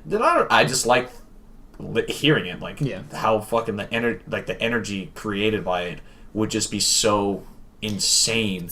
Like it is pretty much literally incalculable how much energy would be created by an object moving that quickly, colliding with an object that large. I was like, whoa. Not only are they physicists, but they know how the lore is going to turn out. Yeah. That's, I think, the best part of Last Jedi is all these fucking self-righteous people got their shit rocked with theories. We're going to start talking. And legitimately, their Snoke theory sucked. We're going to stop. I gotta stop because I know. I'm just saying, but like that whole your Snoke theory sucks thing, it was legit. Here's made my Star night. Wars lore on this dossier. This dossier. Do with it what you will. I mean, if I open that dossier and there's no Jar Jar Binks in it, I'm gonna kill myself. So you have to take that risk, my friend. Just know. You open it and it's just Ahmad Best sitting there. Like, I have stuff to tell you. Sit down.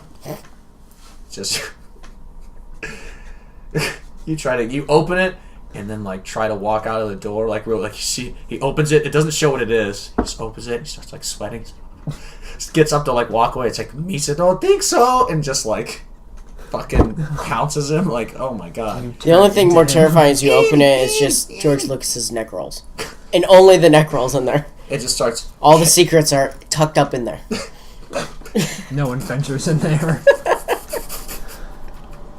Each one's a Starlight bit. Teeth. God damn it. Okay. What we don't know is that George Lucas is actually Jabba after all the surgery. Weight loss. Oh my god. Are we done? We have to be. We're done. I have tears. Is that 3 hours? 10 minutes and we would hit 3 No, hours. no. I gotta tap. We gotta go. Okay, this has been episode 65 of... I don't know what this podcast is anymore. I don't know what we're doing. Next podcast, hopefully we'll record within a week or so. We'll do a Star Wars one. Actually has a direction. Yeah. I mean, most of it will be Star Wars, and then the last, 30 minutes.